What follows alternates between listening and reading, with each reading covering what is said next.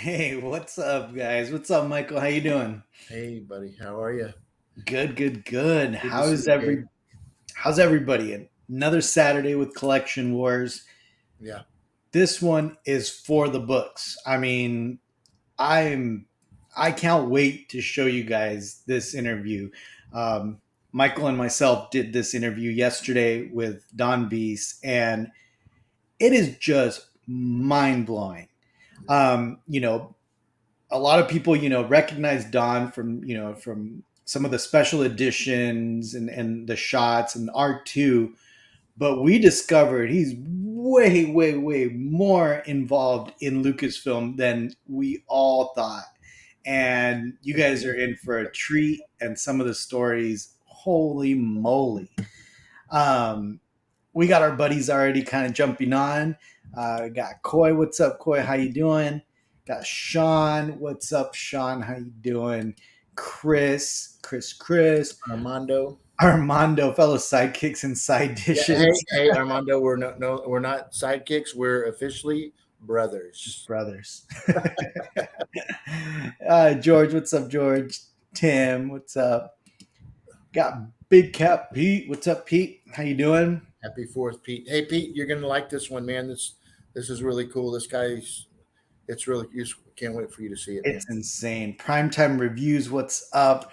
Russell, what's up? Yeah, guys. This is one of those episodes that has something for original trilogy fans, something for the prequel fans, a lot for prequel fans, for super Star Wars, the super fans that are into the details. We're talking R2D2, Builders Club, Boba Fett.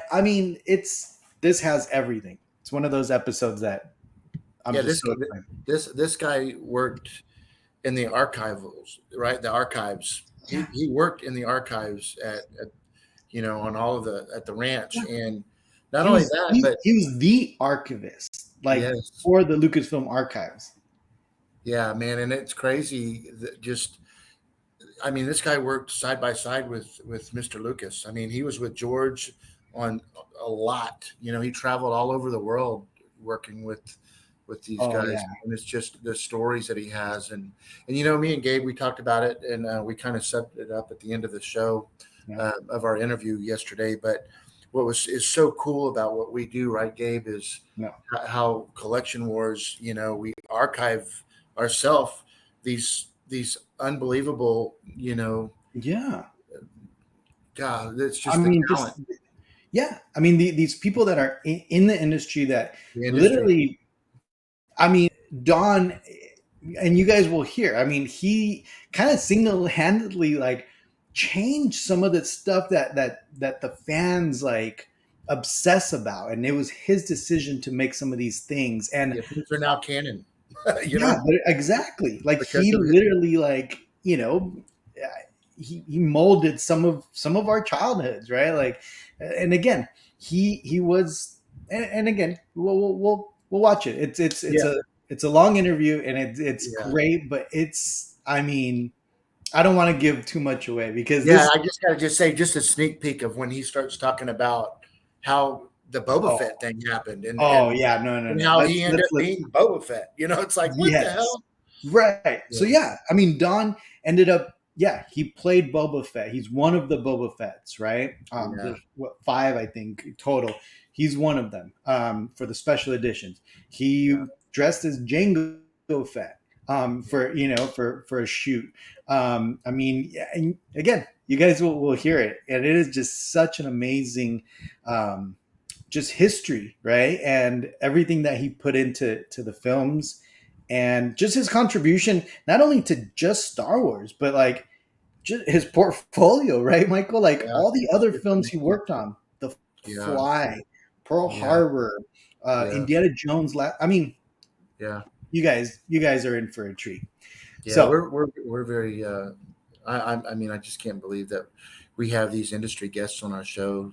From and me and Gabe were lucky enough to meet Don at a celebration, and it was good that we met him in person. And then he was wide open to be on Collection Wars, and here we go. You guys enjoy it, and thank you guys Yeah, for spending your Saturday evening on the 4th of July weekend with us. We really appreciate always. Yeah, and we appreciate all the support so much, and it.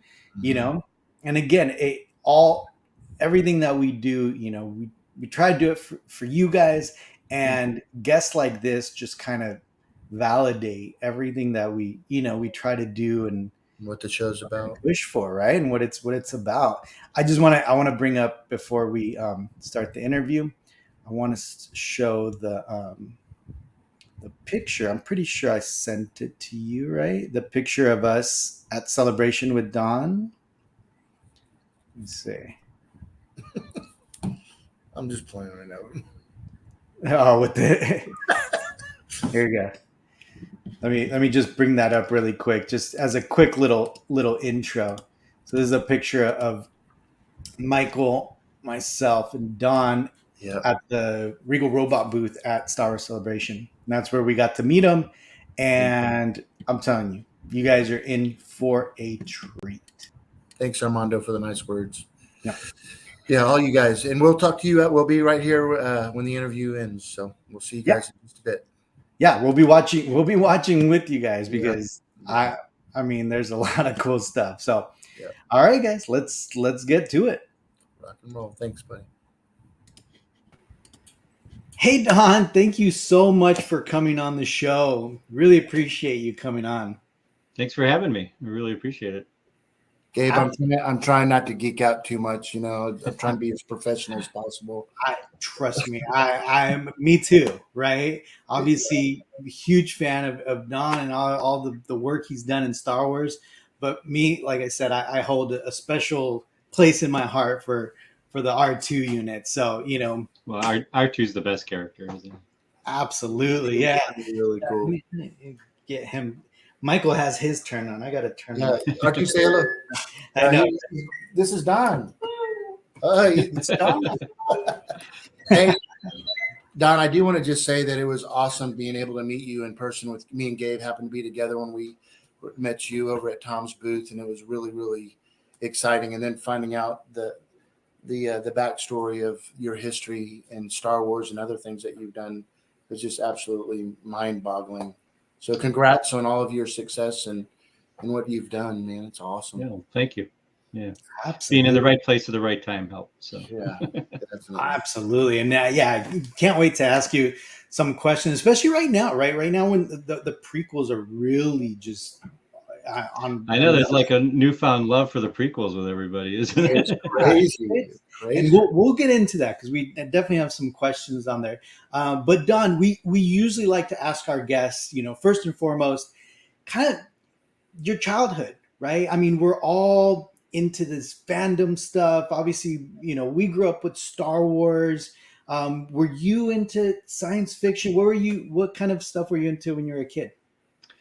From a really early age, I was into movies. The first thing I remember being aware of was I was about 6 years old and I saw Boris Karloff's Frankenstein, and was just fascinated with how they made a guy look like that. So this led me down a path of makeup effects and creature makeup and that, and so this was the mid to late 60s and early into the early 70s. So that was just the start of all the whole Universal horror films. So I devoured all those. I grew up in Chicago, so we had a great thing on Saturday night called Creature Features. So I would always stay up late and watch those. And then little by little, I got into science fiction a little bit, and not too much. I mean, I wasn't a hardcore science fiction, not like with novels or anything like that, but certainly a lot of the movies that came out. Certainly liked all the stop motion epics, King Kong and Ray Harryhausen's films and that. And the makeup led me down a path of being fascinated with apes. So Planet of the Apes and King Kong and all that. And then, De Laurentiis's 1976 King Kong. And of course, by then I was aware of this guy named Rick Baker that made monsters. And, of course, Rick played King Kong. And then in early '77, I saw a picture of this what looked like an ape kind of creature for this new movie that was coming out. I figured, well, I got to go see it. It's got an ape in it, and I see everything's with apes in it. So and of course it was Chewbacca and it was Star Wars, and that just I kind of blew my mind. And it was there was a lot that happened in 1977. I was 16. I just got my driver's license. Star Wars came out, and then I got my first job. And the job I was working at was an amusement park near Chicago. It was the first indoor amusement park. It was called Old Chicago. Yeah. And for 3 days, a film crew came and shot a movie there. Huh. So this all happened in the summer of '77, and it kind of sealed my fate. So watching them shoot the movie, it was a Brian De Palma film. It's called The Fury. It's one of his lesser known films, but it followed up after Carrie, and it was about telekinesis, these telekinetic twins. Kirk Douglas was in it, though I didn't meet Kirk Douglas. I only met one of the actors, but I got to meet the makeup artist, who's William Tuttle, who did makeup for Seven Faces of Dr. Lao and the Time Machine, George Pell's Time Machine from the early '60s, and then the effects crew, who, because in the movie, excuse me, the telekinetic kid, sorry, the telekinetic kid puts a ride through a restaurant window, and so I got to watch the effects guys, rig this stuff up.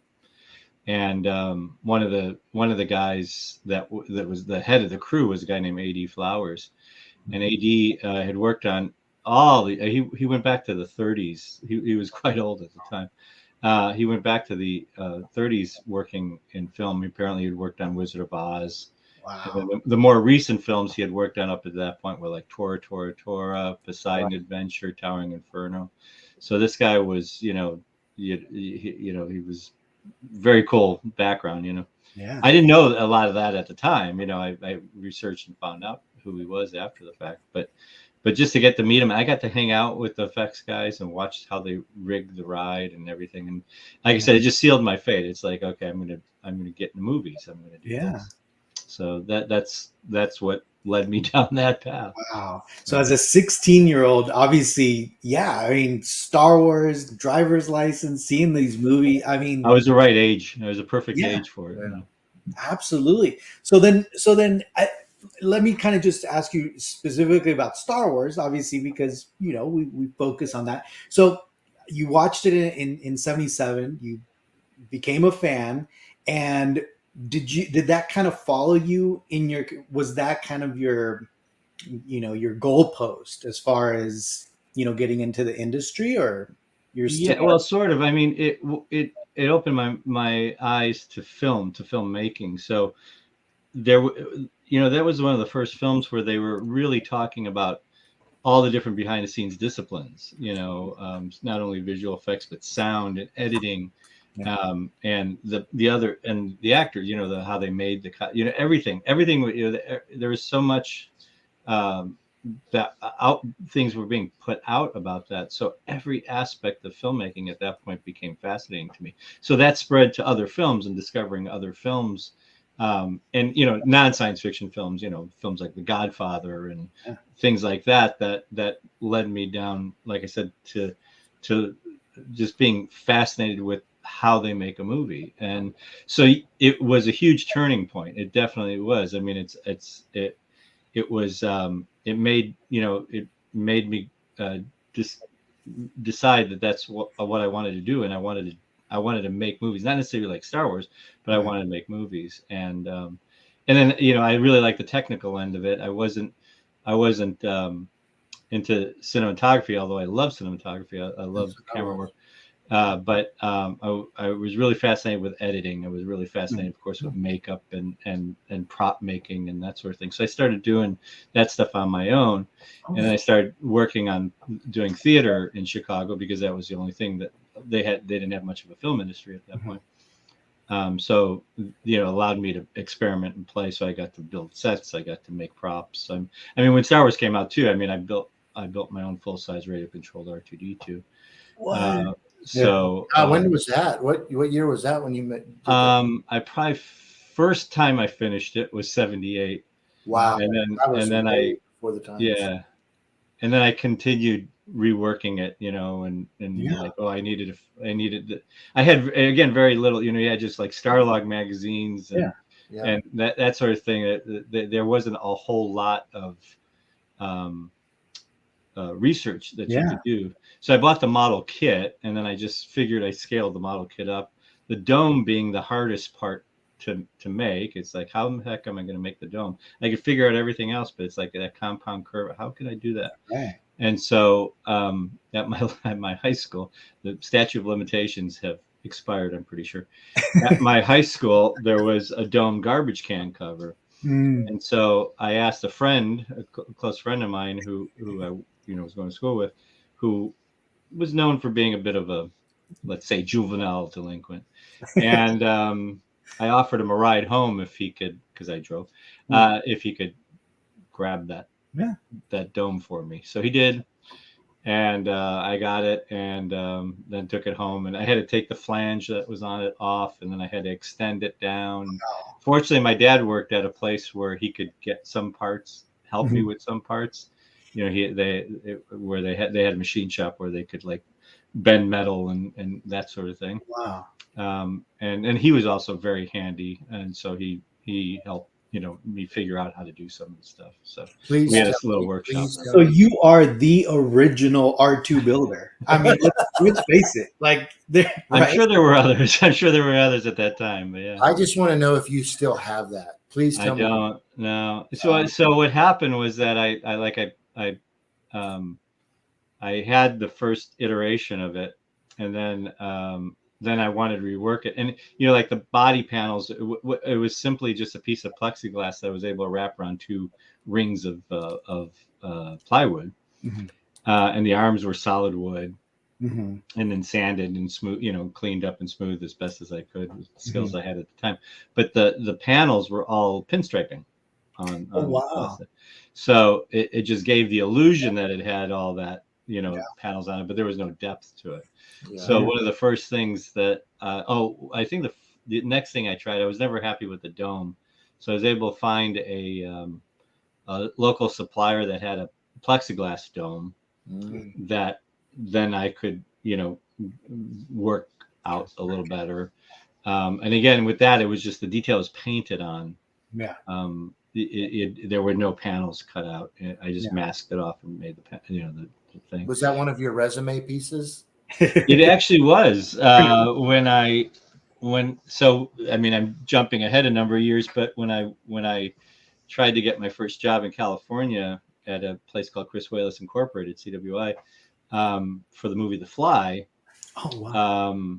I was submitting a portfolio of work based on what I was doing from a makeup standpoint, because they're doing creature work, and I was like, I'm going to be the next Rick Baker, and well, my creature work wasn't as good as certainly not as good as Rick, and certainly not as good as a lot of people that were out there at the time.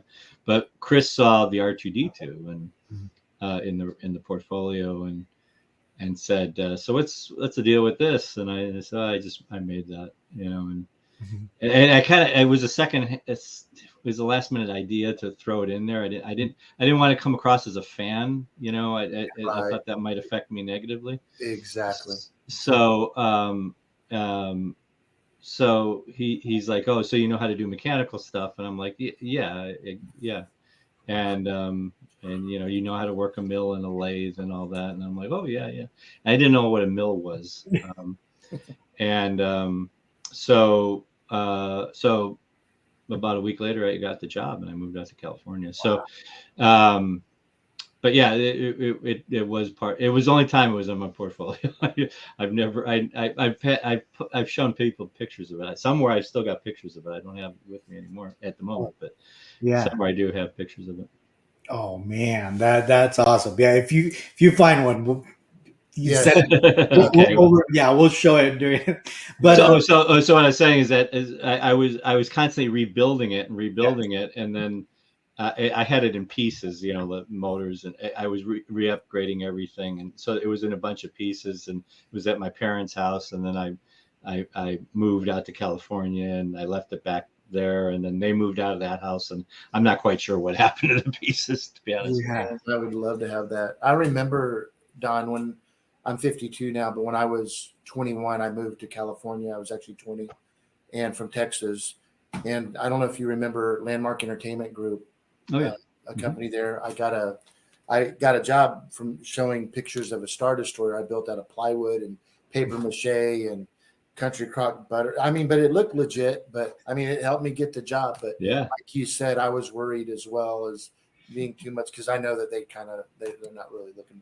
They're looking for Yeah. talent.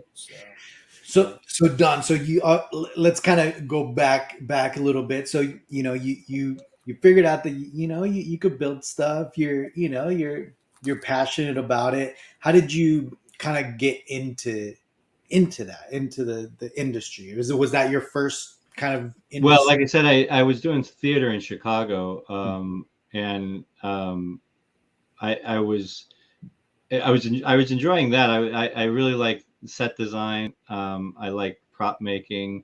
I didn't do much lighting, although I tried it here and there. So I was really enjoying that technical aspect of it, but it still left something to be desired. It wasn't satisfying the creative urge enough, you know. Mhm. And I knew I wanted to get into movies, but I couldn't do it in Chicago because there, like I said, there wasn't really much. I did look. I looked at local television stations, thinking that might do it, you know. That's what I did. And but you know that it's just TV. You know, it's not. They're not doing anything to they're not making content in that sense. Yeah. So what ended up happening was my brother's a doctor, and he had a patient that came to his office, and my brother had a model of a foot, a human foot, an anatomical model, Mhm. and he happened to casually mention, he's, oh, my son would love this, and he says my son's really into makeup and monsters and stuff, and my brother goes, oh, so is my brother.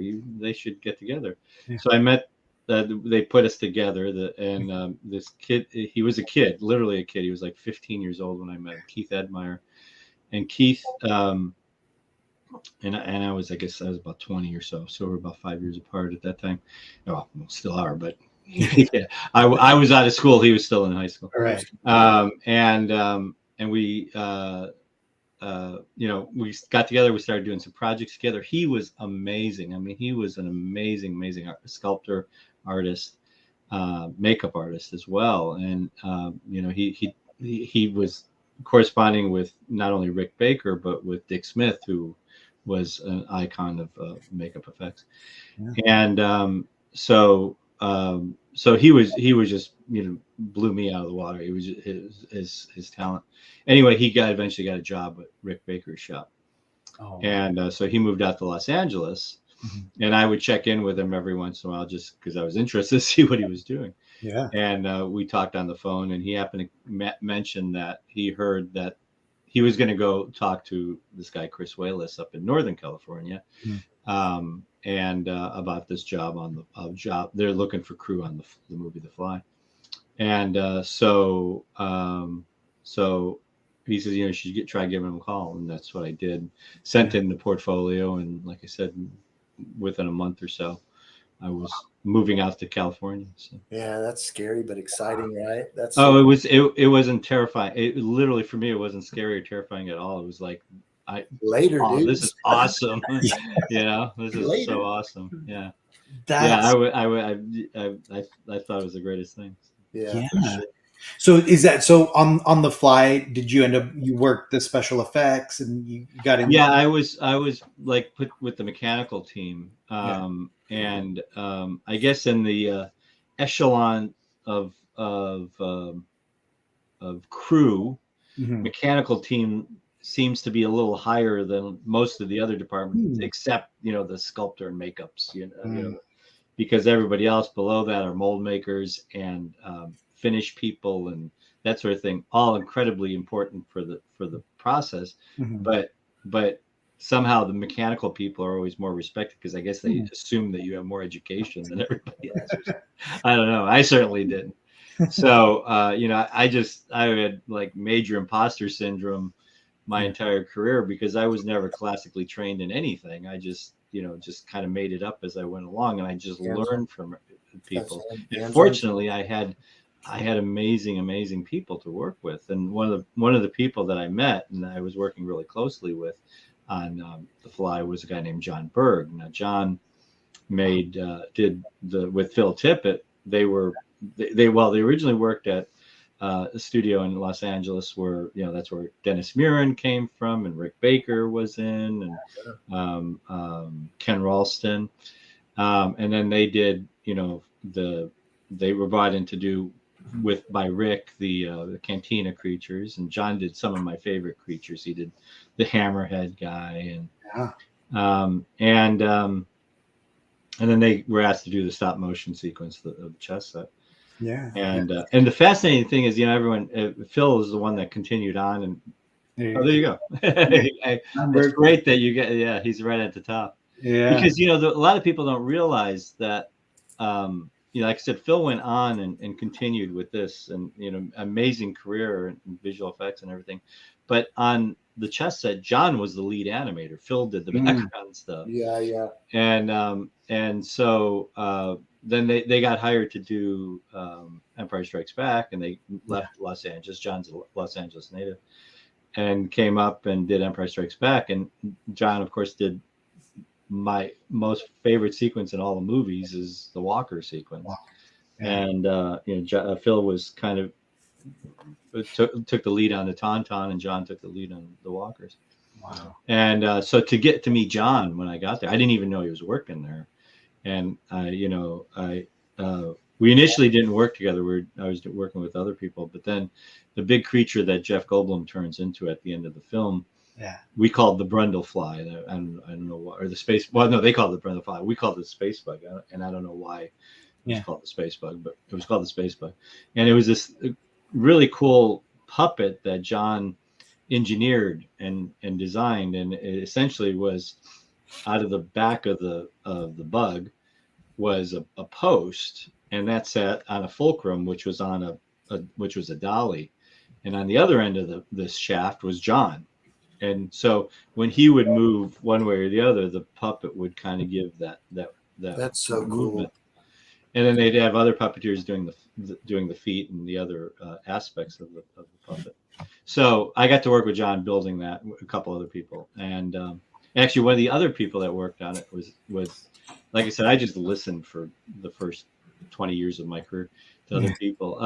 But one of the other people working on it was a guy named Guy Hudson, and he had worked with Brian Johnson's crew in England.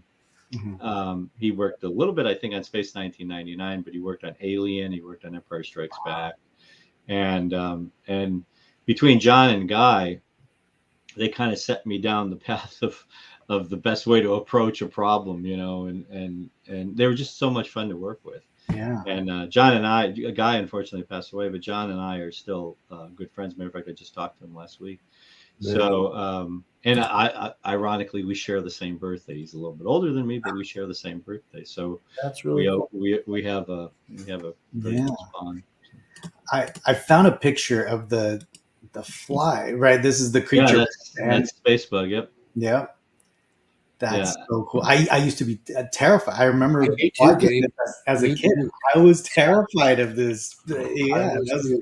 the scariest thing for I me. made the aside from making some of the mechanics in the body and everything like that, I made the eyes move, and I made the little mandible things twitch. That's so freaking cool. Cool. That was a very scary movie for me, though. It was, yeah.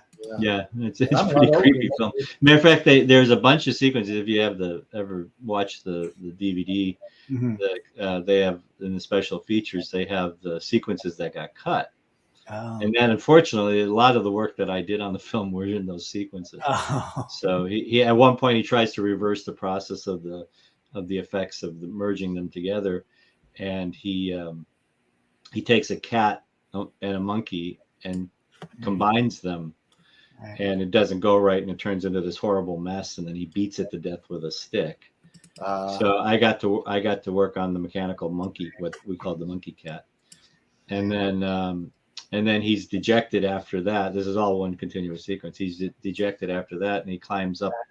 It's a little blurry, but it's So that's when the face splits off and oh, okay, not the cat. reveals. Yeah. But he climbs up to the roof, and if you watch the movie, he's constantly like scratching his side. He's constantly itching it. And what that was is this little arm in the sequence works its way out of his skin like a little fly arm. And he reaches over and he gnaws it off and throws it on the ground, and it twitches. I made that arm.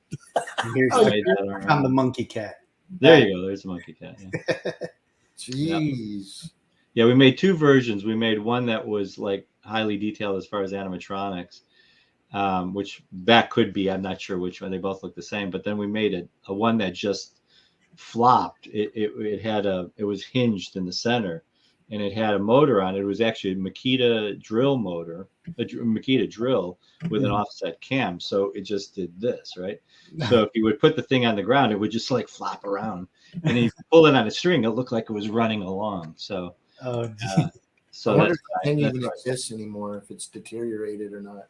What's that? I said, I wonder if that thing even exists anymore, if it's I believe it does. There's a collector in LA, Bob Burns. Oh yeah, he's got. I believe he has it. Yeah. Wow. Yeah. So it's probably pretty decayed. Yeah. That guy. Have you been to his place? Oh yeah. Yeah. Tom's told me some crazy stories. I mean, that's just absolutely. I would love it. It blows my mind. Yeah, he's got an amazing collection of stuff, and I mean really, really old stuff too. Yeah. You know, he's got the time machine. Yeah, he's got the King Kong and Mighty Joe Young armatures. Yeah. He's got Glenn Strange's boots. Glenn Strange was like a kind of a father figure for him, and so Glenn Strange played the monster in a number of films, including Abbott and Costello Meet Frankenstein, and he's got his boots from that. And then the thing is, he befriended a lot of these makeup artists. Rick Baker in particular. I think he gave Rick his first job, or helped him in his career. Talk to people, and so Rick was really good friends with him. Chris Wallace was really good friends with him. So when these guys got rid of stuff, they sometimes say, "Hey Bob, you want it?" Yeah. And he's got an amazing. He had the Nostromo from Alien. Yeah. And that was a funny story that he told me, that every year he would do these Halloween shows, and the biggest visual effects artists in the late 70s and early 80s were working on these in the late 60s before they were anybody. John and Phil and Dennis Muir and Ken Ralston and Rick Baker, and all these guys worked on these things, helping him put them together. And after Alien came out, he worked in the industry. And I guess he made a phone call to 20th Century Fox and said, "I'm going to be doing this show, and do you have any like pictures and reference material?" And they said, "Yeah, we'll send you something." And apparently a truck pulled up in front of his house and unloaded a whole bunch of props and stuff. Wow, because they didn't know what to do with it, so they gave him the Nostromo. They gave him a bunch of props and real things from the movie. So that blows me away, man. I mean, it's kind of like the whole, even Star Wars, right? Like the first steps, they just started throwing everything away, putting it in storage rooms, and just there's a number of things that had they not needed to, because they sent them over for the original film, they sent them over to LA to do pickups, so a lot of, like Luke's land speeder and those kinds of things would probably have just been thrown away, but they made it to the US because they needed them, and then they just hung on to them, and who knew that the movie was going to be anything, So it's like we had Gus Lopez on the show, and obviously the Death Star, right? That whole story is insane, right? The Death Star, and actually I'm somewhat connected with that story. Are you? Yeah, because I used to be the archivist at Lucasfilm. Wow. And I was technically the second and fourth archivist. So when I was the second archivist, Yeah. David Craig was a guy was considered by Lucasfilm the first archivist, and he left, and then in '87, when I got my first job at Lucasfilm, uh, we well, actually it would have been in early '88 by this point. They wanted to put together a big exhibition in Marin County, where Lucasfilm's located, at their county fair, which happens to be going on right now. The fair, it's a 4th of July county fair, Yeah. And so this was 1988, and they want to put on this exhibition of the stuff from the archives there. Yeah. So we did that, and 43,000 people came through in 5 days. What? There were 4 or 5 hour waits, to get into the thing, because a fire marshal would only let so many people into the space at any given time. So after that, they realized, hey, this stuff is worth something. Not that they thought it was trash, but they're like, well, maybe we could exploit it. Yeah. And maybe we should have the archives cleaned up. So they hired me to clean up the archives for 2 weeks, and I stayed for 7 years. And so you were working at the ranch? No, the thing was, the archives weren't at the ranch at that point. So when at the end of Return of the Jedi, they put everything in a couple different warehouses and decided what they were going to keep, and some stuff they did destroy, unfortunately, but it was mainly larger pieces that weren't easily stored or were falling apart. Anyway, so it was mainly the stuff that was made at ILM, not as much of the stuff from production, first unit production, except for the stuff that was shot in California and everything, and then keep people's wardrobe, Luke and Leia and Han Solo and that. Yeah. So they put it together in several warehouses, and that's where it was when I started. And then in '91, they built at the ranch. They built the archive building, and then I supervised the move out to the ranch over the course of about a month. So, do you remember the ranch manager that worked out there, the foreman back in 1991? His name was David. Do you remember him? I ask people that question all the time. There wasn't a David. There was a Tom Forster was the ranch manager, actually. Man, it might be. Yeah. Was he there for a long time? Yeah. He was there from the time I started until he retired, and he passed away a few years ago. But and his wife, he met his wife there. She was originally Maureen Lambert, then she became Maureen Forster, and she was the executive assistant to the president at Lucasfilm for a long time. Oh wow, I gotcha. So, yeah, but they lived on the ranch. So it was Maureen and Tom. I'm trying to remember who took over for him. It would have been after the '99 or so, I think. I remember the name because I had to write an apology letter.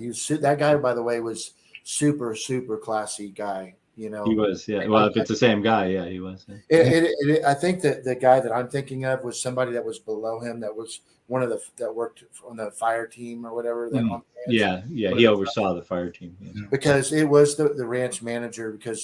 So just real quick, I tell the story. It's kind of goofy, but I got arrested for trespassing. You're the ones we heard about it. Yeah. So this was in 1990, and when I was arrested, it was at night, and I went to jail. Well, the next day I went ahead and left. I was trying to get on with the model shop, and you hear about a lot of these guys that get on and it works out, and you hear these awesome stories. I was that guy that didn't get in, So but what happened though was the next day I just didn't want to leave there with them thinking about some dumbass kid from Texas. So, but on my way to the airport, I saw Lucas Valley Road, and I just said screw it and went over there. And long story short, when I pulled up to the gate, I said, look, I'm not here to cause any trouble. Well, that's when he pulled up, and he pulled me to the side and said, hey, what's going on?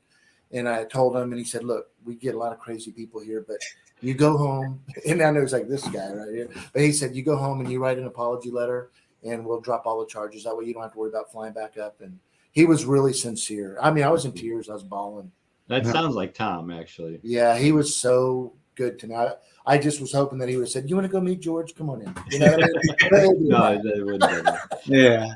They actually had in the little booth there, the guard shack. They had pictures of people that were like not allowed to watch out for. Oh, that's hilarious. There you go, Michael. Maybe your picture was up there for a while. And for so many years after I built my gallery here, I did call the the police, the Marion local County. police department. Yeah, Marion County. And at that time, it was before the computers were really into, and they just didn't have the archives back then, because I would have loved to have had my mugshot. Is so Don, I mean this. Yeah, this is. I did not know that. So when. Oh, so I didn't get to the how I'm connected to the Death Star. Yeah. So I was working at the archives, and there was the lady that originally hired me is a lady named Judy Niles, and she kind of had the job that Steve Sansweet eventually had years later. It's kind of like not so much head of fan relations, but she would help organize the fan events or whatever was going on, which was not a lot at that time. George was specifically moved away from Star Wars from after Jedi until pretty much the prequels or special editions, really. And so there was not a whole lot of Star Wars happening there. But she would manage any appearances in her. Anyway, we get this phone call. I think trying to remember the order of things that happened. But anyway, Judy calls me up and says, this guy this wasn't Gus, by the way. It was the guy that Gus bought it from. He has the original Death Star. I said, really? And she says, I told George, and he says that it couldn't be because they blew it up. I said, well, they didn't blow it up. I said they had a model and they blew up and superimposed it.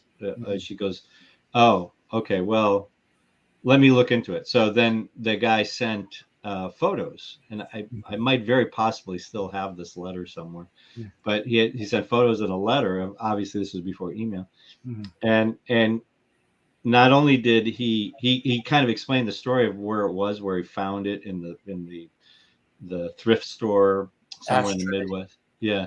And and people were using it as garbage because the deflector disc was missing, and they were using it as garbage. That just blows my mind every time. Yeah, and how it supposedly came there, but he had these like detailed set of photos where he was trying to screen match it. So he put a light bulb in behind it and put the picture of Dennis Murin holding his light meter against it. Yeah. And I told Judy, I says, that's it. That is the model. We don't have it here. And she's like, well, you have a Death Star. I says, no, that's Return of the Jedi Death Star. I said, it's not the same one. That is the model. Yeah. And she's like, okay, well, I'll tell George. And so she told George, and then I think they asked how much what you want to give it to us? No, we'll sell it to you for like $25,000 or whatever. Yeah. And George says, no, I'm not going to buy it. I'm not going to buy back my own piece. So that's how Gus eventually wound up. Wow. I remember Gus talking about them wanting to buy it back. I mean, we're interested in buying it back, but George was not. George wouldn't do it. Yeah. I mean, that's happened on numerous occasions where stuff that popped up at auction and everything. And at least when I was there, they'd say, "Hey, well, we got this. You want to have it back? It's going to be so much." It's like, no. So, hey, Don. So this famous picture right here. So is this when you first kind of got in there? Is this the warehouse, or is this already at? No, this was on the main stage at ILM, and what they did was. This was 1983, is right. Well, probably might have been late 82 or early 83, that where they brought everything that was at ILM at that point, all the models and stuff, into the main stage. And that's when George and Tom Smith, who was the head of ILM at the time, and Deborah Fine, who was the head of the research library, who he entrusted the archives to, walked around and said what they should and shouldn't keep. This is obviously all the stuff they kept, right? Because all of this stuff, every one of those pieces, that was in the archives when I left the archives. Yeah. So they had this up there, and they put it together, I think, just for a photo op. So there's pictures not only of George standing in the middle of this, but there's pictures of Dennis Murin and Phil Tippett and Joe Johnson and model shop guys and everyone that was working there. I wasn't there at the time, but everyone that was working there at the time had a picture there. This is such a treat, and Gabe, thank you so much. I know. I'm like, we gotta. We got to take advantage of the Wow, Don's here dude. and learn all this cool Dude. history of it. Gabe Don, told me. Gabe told me, Don, I, before we went live that I was like, I'm gonna be geeky now, so bear with me. Don, I had a question for you. Now that you were up and close with the archives and all that, so I was fortunate enough to get to go to the Skywalker Ranch. My sister in law works for Pixar, and we got to go, and I got to see. Sometimes they put things in display, like right by the gift shop. They had a couple of things on display. I I saw an AT-AT that was used, and I looked at the leg, and on the leg, somebody scribed There was a "trouble." problem here. Yeah, trouble was here. Do you Yeah. know? I was searching the internet. I'm like, who wrote that? What does that Tom mean? Santamon. Really? Yeah. holy cow. Because when John Berg, John worked with me out at the ranch for a little bit. We were doing a couple projects, and he came out, and he'd come out for lunch every once in a while when I was out there. But we did a huge restoration of stuff in '93 for a Japanese exhibition that was going on. So I hired a bunch of model makers from ILM, and we had, I don't know, we probably worked for 2-3 months or something restoring pieces. We restored, and when I say restored, just mainly cleaned up. There were a couple pieces that we really restored. I'll tell you about the Rebel Blockade Runner in a minute. But but there were three model walkers made, and a prototype. The prototype's missing the bottom of the front leg. And I always wondered for years what happened to it. And then I eventually found it in a box in another place, and it was with a bunch of legal documents. And it turned out that was when there was a lawsuit about that the walkers were inspired by this guy uh, that claimed that Dennis Muren saw the design and they stole it from him. Huh. The guy lost Yeah. it's called the Seiler lawsuit. The guy lost the lawsuit, but it was the prototype walker foot, so it's cut from the knee of the walker down to the foot, and it was a piece of evidence that they used to show how different the design was than what he was saying that he had. And that John Berg had told me for years. He says, "Yeah, because when I first met him, I said, do you have a walker?" And he goes, "No." He says, "But I used to have a foot, the foot of the walker." He says, "But I gave it up for this lawsuit, and they never gave it back." I said, "Oh, that's too bad." So I found it eventually at the archives, and I asked George's office. I didn't ask George directly, but his assistant. And she knew John really well, and she says, "Of course, let's give it back to him." So with George's blessing, they gave it back to him. So John has that foot now. But there's a walker in the archives, which is the prototype walker. It was the first one that they made that's missing its foot, and that's the one.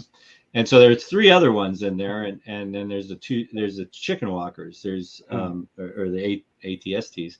Yeah. There's the one that was made for Empire Strikes Back, which has a little cameo that walks on, and it's only detailed from the one side, from the left side, because that's the only way you see it. And it was kind of a gag thing that they threw together. I think Joe Johnson and maybe Tom Santamon put it together, and they animated it for one shot, right? And then they liked the design, and so they refined it and used it for Return of the Jedi. And of that one, there's different scales. There's a larger scale that gets its head crushed and falls over, and that. But then there's a stop motion, a go motion actually, chicken walker, and then there's the original stop motion chicken walker from Empire. And like I said, then there's the three primary walkers, and one of which they use for the scene where in Endor, where it comes up to take Luke away with Vader. And that one's distinguished from the rest of them because it doesn't have snow left on its feet. It's got moss and everything. And that's the one that it's written. It has a problem on it. There was a problem here. There's so cool. And I asked John about that when he came out, and he said that looks like Tom Santamon's writing, because Tom animated it for John. What a great story, Gabe, that you brought up. Yeah, no, I'm telling you, because when I saw it, I was like geeking out. I was looking at it. You could see all the wire, the wires still kind of sticking out for the lights. It's missing the collar part of it. Yeah, because the collar was foam latex and it fell apart. Oh, yeah. So I started literally looking at little pieces of it, and I saw that inscription. Somebody wrote it. I was like, that's funny. I wonder, who wrote that? And Like, a lot of the models have, the original models have all these little Easter eggs in them. They're, the big executor, the executor, depending on how you say it. yeah, Vader's destroyer has this little Nazi, buried in the detail. There's all sorts of little on the Falcon, Millennium Falcon, the big Falcon. I call it the 4-foot Falcon. Everyone else calls it the 5-foot Falcon. But at ILM, they called it the 4-foot Falcon because the dish is 4 feet in diameter. But the fans call it the 5-foot Falcon because it's 5 feet long. Because the mandibles. Yeah. That one's on my hit list. But that's got a lot of little jokes, and there's a drive safely bumper sticker on there. That's funny. And then the what I call the 2-foot, and everyone else calls it 3-foot Walker. Yeah. Falcon. Sorry, 32. that has all the model makers' signatures on it. It's all written. So Don, I know we're getting ready to get into some stuff that's going to probably I don't know about that Gabe's going to shock me about, but a question. So this might be a really dumb question, maybe premature, but did you work with a lot of like Steve Golly? Oh yeah. So Steve, I've known Steve for almost 2 years, and he's been off the grid for. Have you talked to him in the last year?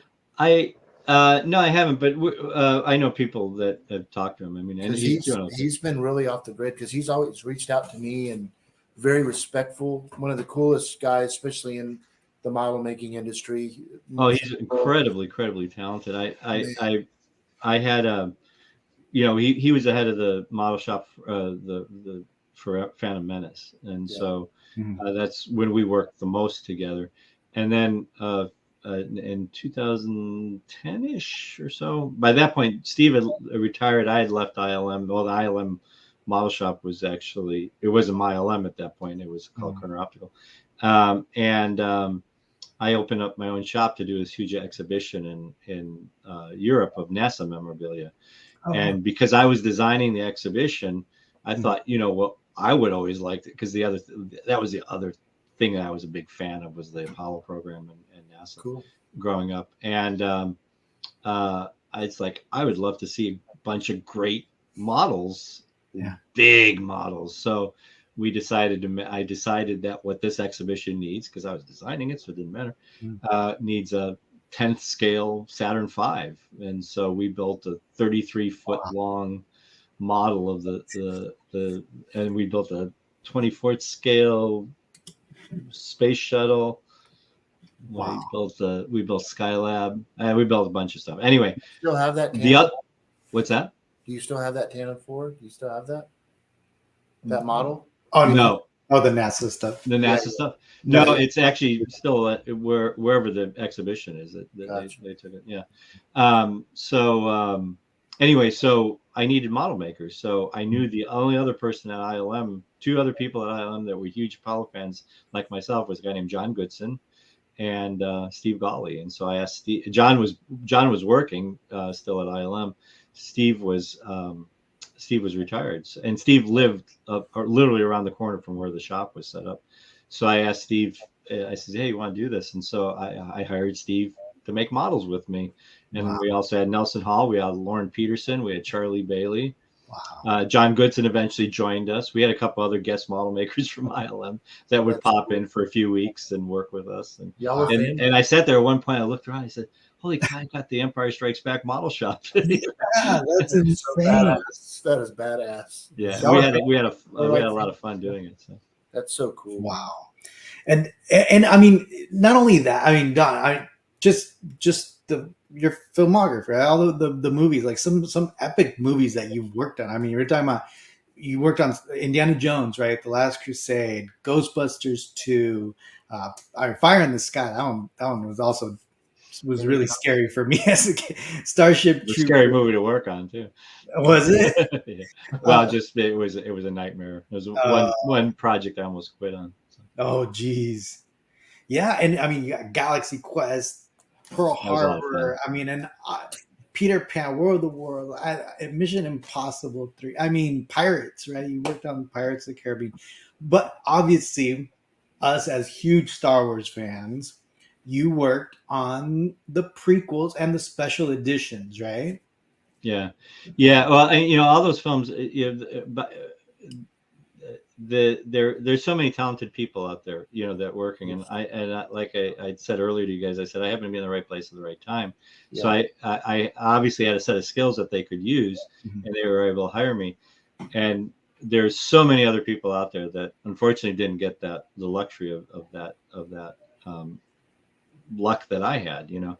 um, and uh, and by working at ILM, you just happen to be able to work on the coolest movies, Yeah. that because they get nothing but cool movies. Yeah. Yeah. And so, you know, we were the only one that I wish we'd have gotten that we lost was Apollo 13. I really wanted to work on that. Yeah, especially with your But NASA. Yeah. yeah, Steve Golly would have run that show, and but it didn't come through ILM, and so we didn't get a chance to work on it. But Man. yeah, I worked on the special editions. I left the archives and I came to ILM to go back to the model shop, because the way I had the deal set up with Lucasfilm originally was that because there wasn't a lot of Star Wars stuff going on, I would work at the archives in between my film jobs. So, which was a great, because so many people I knew went on unemployment. I didn't have Yeah. to. Like I could John. just bounce back and forth. And Debbie Fine, who was my boss at Lucasfilm,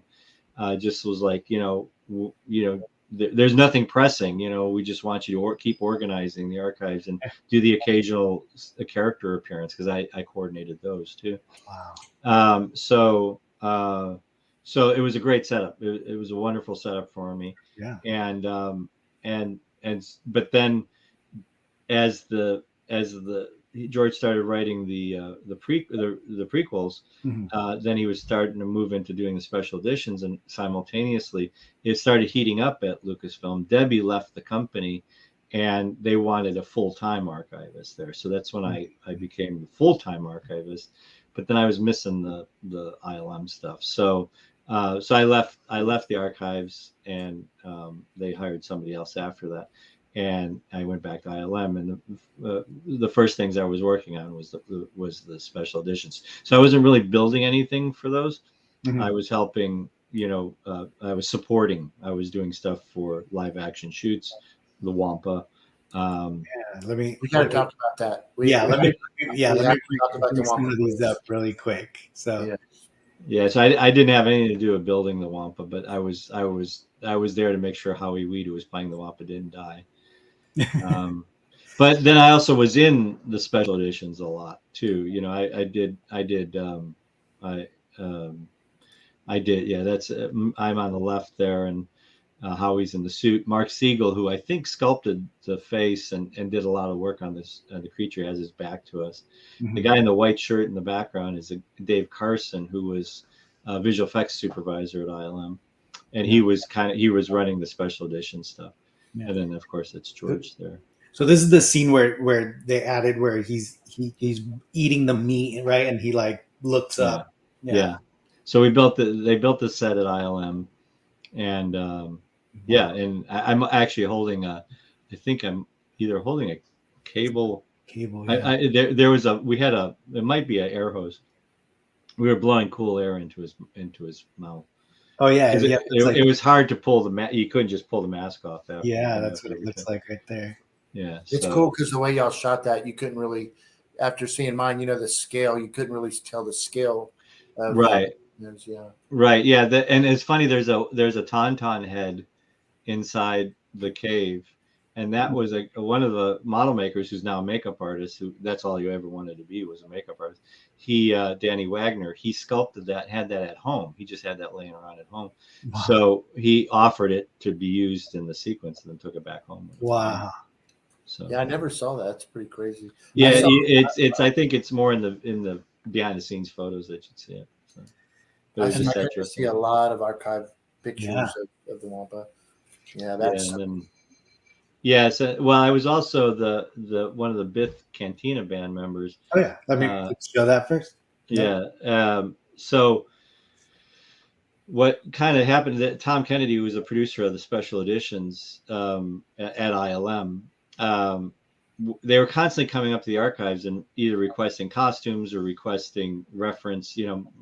Have someone come up to take photographs of models and that sort of thing. Like John Knoll came up and just did a total photo study of the X-wings, and then went and built a digital model of the X-wing, and that's what's in the film, right?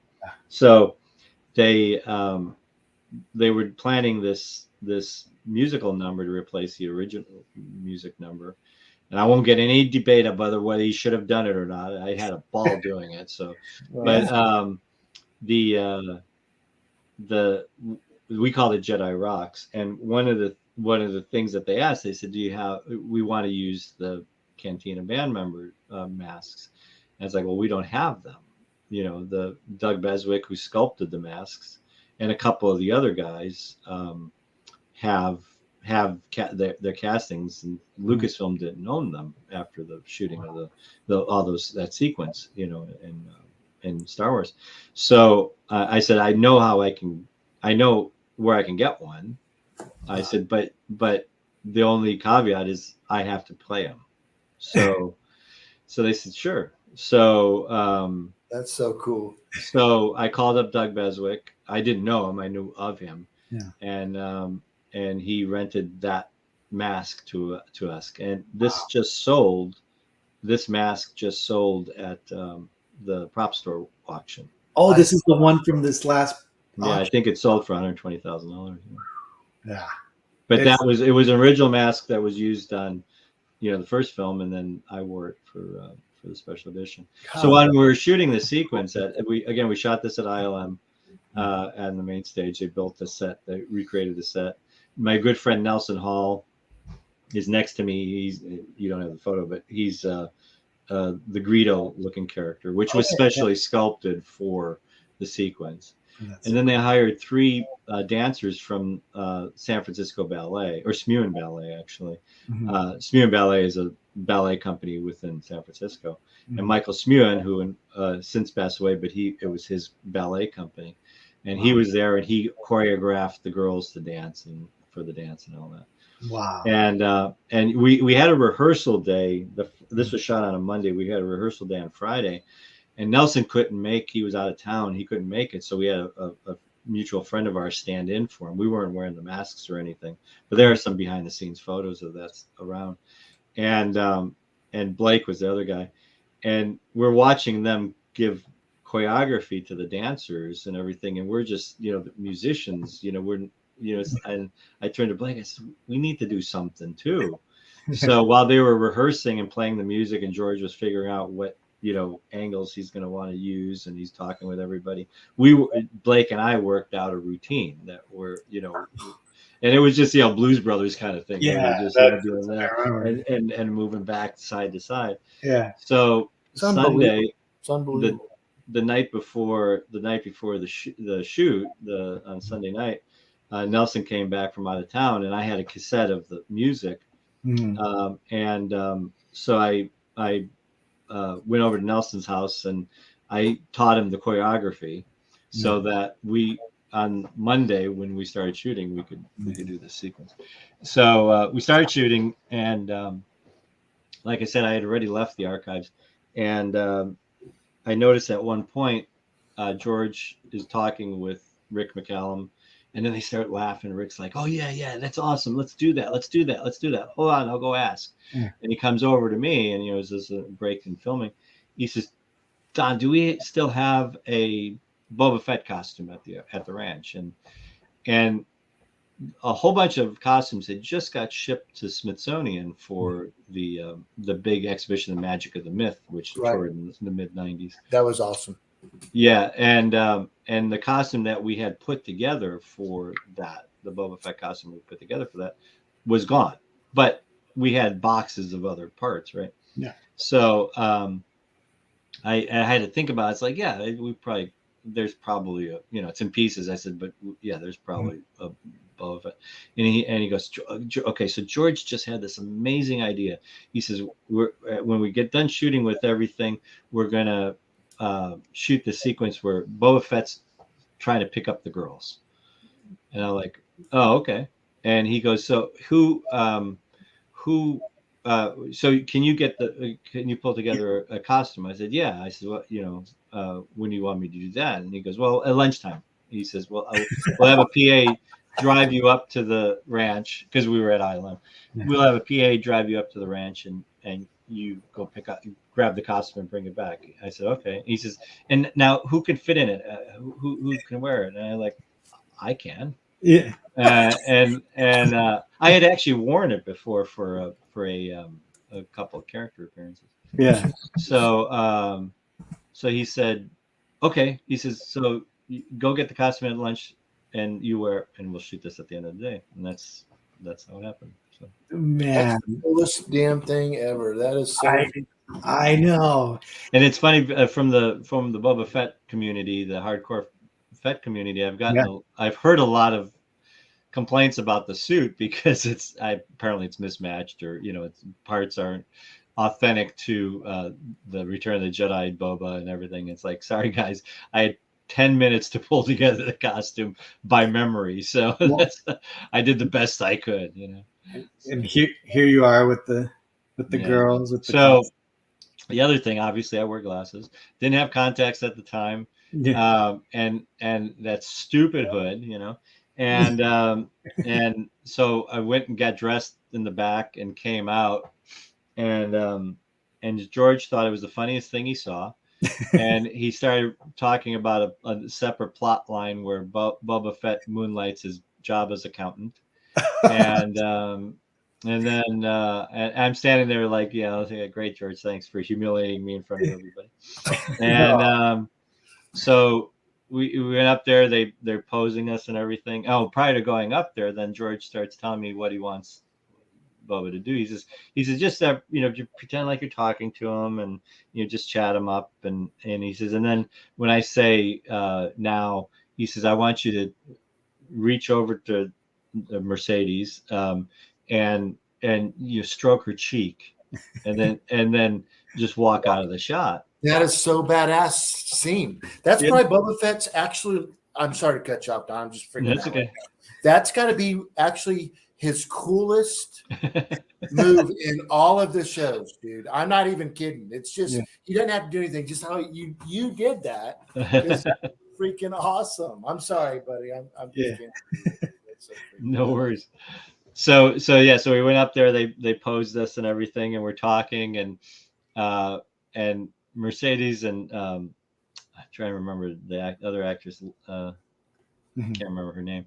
Um, and that poor girl was in so much pain. They had painted her. She's got toe shoes on, Yeah, I and can see she was doing point, ballet, but the paint had restricted, because those shoes are made out of leather.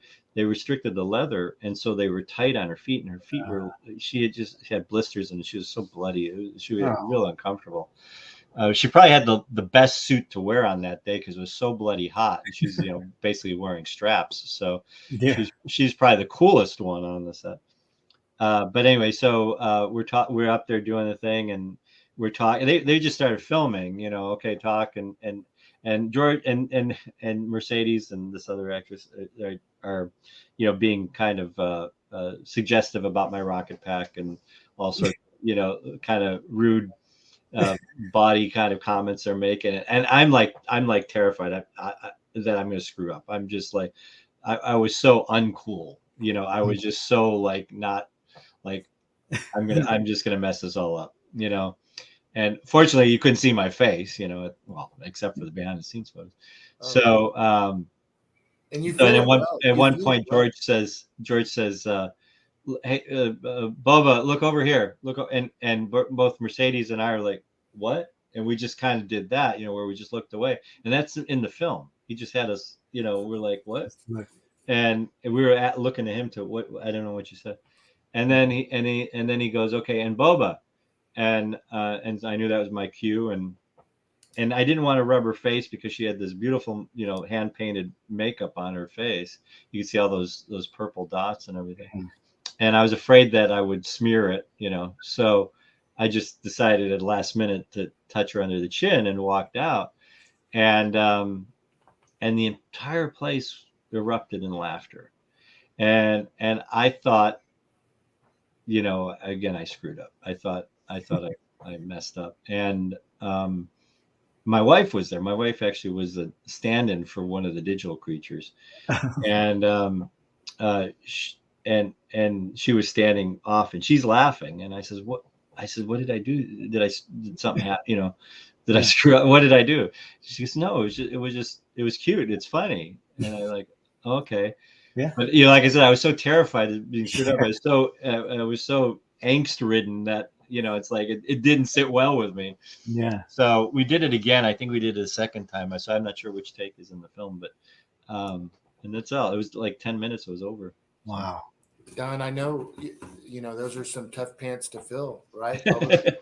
And Yeah. I know that I read your post, unfortunately, and I know that you had a good relationship with Jeremy before he passed, and what a great post that you wrote about him. I'm sure there's a big respect Yeah. between you two. Yeah, no, Jeremy was a sweetheart, and we had a fun, you know, back and forth about this. I Yeah, don't think I met him until after I had done this. I think you know, the Yeah. first time I met him was I had already done this. So we would always joke, you know, he's like, you weren't menacing enough. I says, yeah, but I got the girls. Yeah. You You're know, so the suave one. Yeah. and I've got a signed photo from him that says, Don, you are not nearly menacing enough, Jeremy.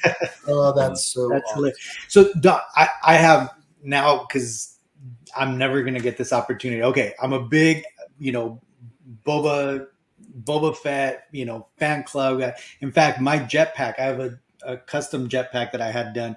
I specifically had it done to the special editions because With I the slash in the back. yeah, well, it's they're just more scratches and Oh, yeah. okay. So this helmet now, is this helmet technically the Empire Strikes Back one, just kind of more, or do you know, like, or you just grab the I first? grabbed I so my goal when going through there, like I said, it was a 10 or 15-minute ride to the ranch from ILM. We had an hour for lunch. A 10 or 15-minute ride to the ranch, 10 or 15-minute ride back, and then I had 10 or 15 minutes or so to pull the stuff together. So my goal was, in that short amount of time, was to pull stuff that didn't have to be repaired. And a lot of stuff, you know, the pieces had nicks that didn't belong, you know, that were exposing fiberglass, or Yeah, like a helmet that the male yeah, slot thing, the visor thing that, you know, was missing, or something was yeah, broken off of it, or was bent, or, you know. So of the choices we had, so I grabbed what I perceived to be the best pieces that I could find. And also from memory, remembering, okay, yeah, well, obviously there's a jumpsuit, there's the gauntlets, there's the gloves, there's the mask, the helmet. the Wookiee Um, blades. you know, the lower parts. I know there's stuff that goes in the pockets, and I'm Yeah, trying to remember, you know, and all the stuff was spread in different boxes. You know, there wasn't yeah. like one. But the biggest thing was there was only 3 or 4 jetpacks there, and and Just pretty three or much four of all them, dude. uh, pretty much all of them had some sort of damage on them. You know, if the little and again, I didn't know how they were going to shoot this. I didn't know what we were going to see. So there was, you know, the little bells on the bottom Yeah. on most of them were all cracked or chipped or whatever. Mhm. Or one of them, the rocket part, the missile part was missing. You know, the Okay. top part Yeah. was broken off. So I didn't want to have to take this to ILM and then, you know, to do this and then have to fix it. Fix it. So I was trying to grab whatever, and the only backpack that I was able to find that looked visually the same, visually okay, was the one that it has a slash in the back, you know, where it's like melted metal with Yeah. exposed wires. And at the time, I thought, oh, it's when supposedly, I guess, when Han Solo hits him. But then the more I thought about it, is like, well, that wouldn't have done that kind of damage, right? So Yeah. did he get shot? And then I found out that there's apparently was a sequence. I don't know if they actually shot it, or, you know, they were intending to shoot it, that he gets hit with a lightsaber. So that's what I heard, at least. Anyway, I don't think they shot it, but this has a big long slash on the back of it. Okay. And so I was very conscious of that slash when I was walking out. And my memory is that you know, if you're the camera, well, you are the camera, I wouldn't turn my back this way when walking out. I would kind of slide out this way. And then I watched the sequence more recently, and I turned, and you can see the slash. You can see part of the slash. Oh, that's funny. I'm gonna have to go back and watch that. Man, I'm thinking the same thing. But my memory was like, oh, I can't turn. But apparently I did. So That's interesting. And what's so crazy about everything that you're telling us is that your decisions literally became now Star Wars Canon. prop replica lore, right? Because Yeah, now, I mean, these Boba Fett builders, they literally map out every single little scratch, every single little dent. Yeah. that's so crazy. What do you have?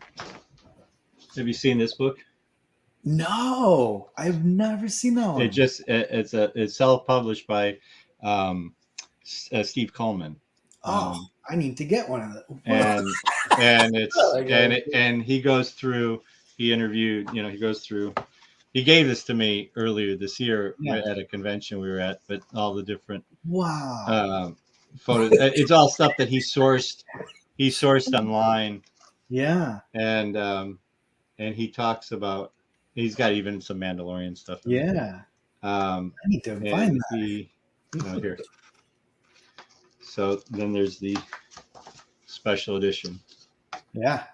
Yeah. It's Nice. it's a whole thing. Like you literally they map out every scratch, every little paint difference.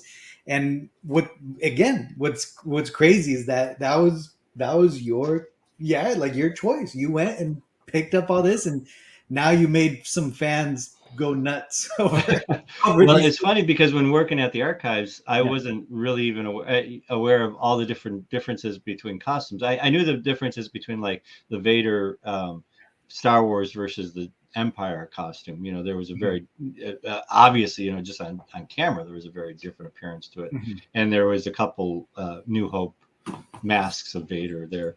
But Yeah. like the stuff like Boba, I wasn't even aware that all the different variations of stuff.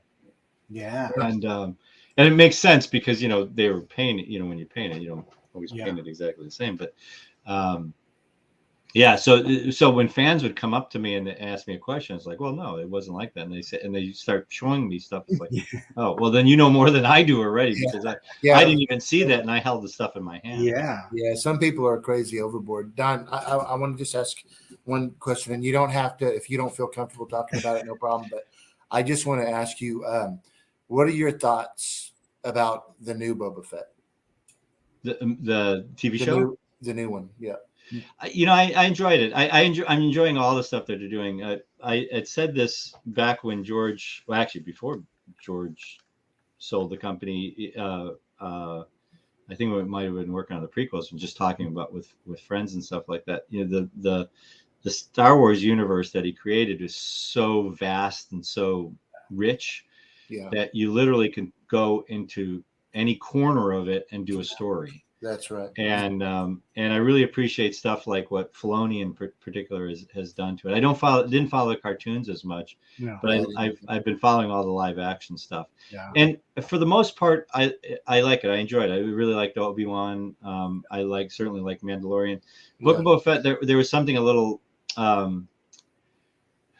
And I think it's more from a filmmaking standpoint. So Robert Rodriguez. Yeah, it's almost like he didn't quite get it. Enough said. Enough said. In my opinion, 1,000. but that's not to say that it's bad. I Right. still enjoyed it, but Of course. but it's like, Yeah. I Stylistic. There's some. yeah, Yeah. and like I said, it's more of a filmmaking thing. I do Right. find this with a lot of the streaming series, not only just Star Wars, but Yeah. like Stranger Things and other things. Yeah. They decide that they want to make 8 episodes of something, Mhm. when really they probably had only enough for 7. Right. Exactly. And so they stretch out story Fillers. points. The Yeah, fillers. yeah, and I remember even Mandalorian is like first few episodes like oh, okay, he's walking again. Now he's walking. Yeah. He's doing some more walking. Okay, that's what it felt like. He's always just walking. Yeah. Yeah. But ultimately there was good payoffs and everything. Right. And all of them I thought had really Very good. well said. That was very well said. I think that like John Knoll, with you could tell his history in the Star Wars world, and then when Rogue One was put together, I just think that was so beautifully done. I love that movie. Yeah. It's cool that we're able to see the live action stuff now, though. Yeah. And I really like that. I think you and doing coming back to the Star Wars world, Yeah. because I'm not sure that, and he probably wouldn't admit it now. I'm not sure that he had the best of times on like episode 2 or 3, maybe even. I think he was going through some personal stuff, and not that he was actually a joy to work with. Actually, they all were. That Yeah. not one of them had. But I think there was kind of like, I don't think he wanted to be known as Obi-Wan.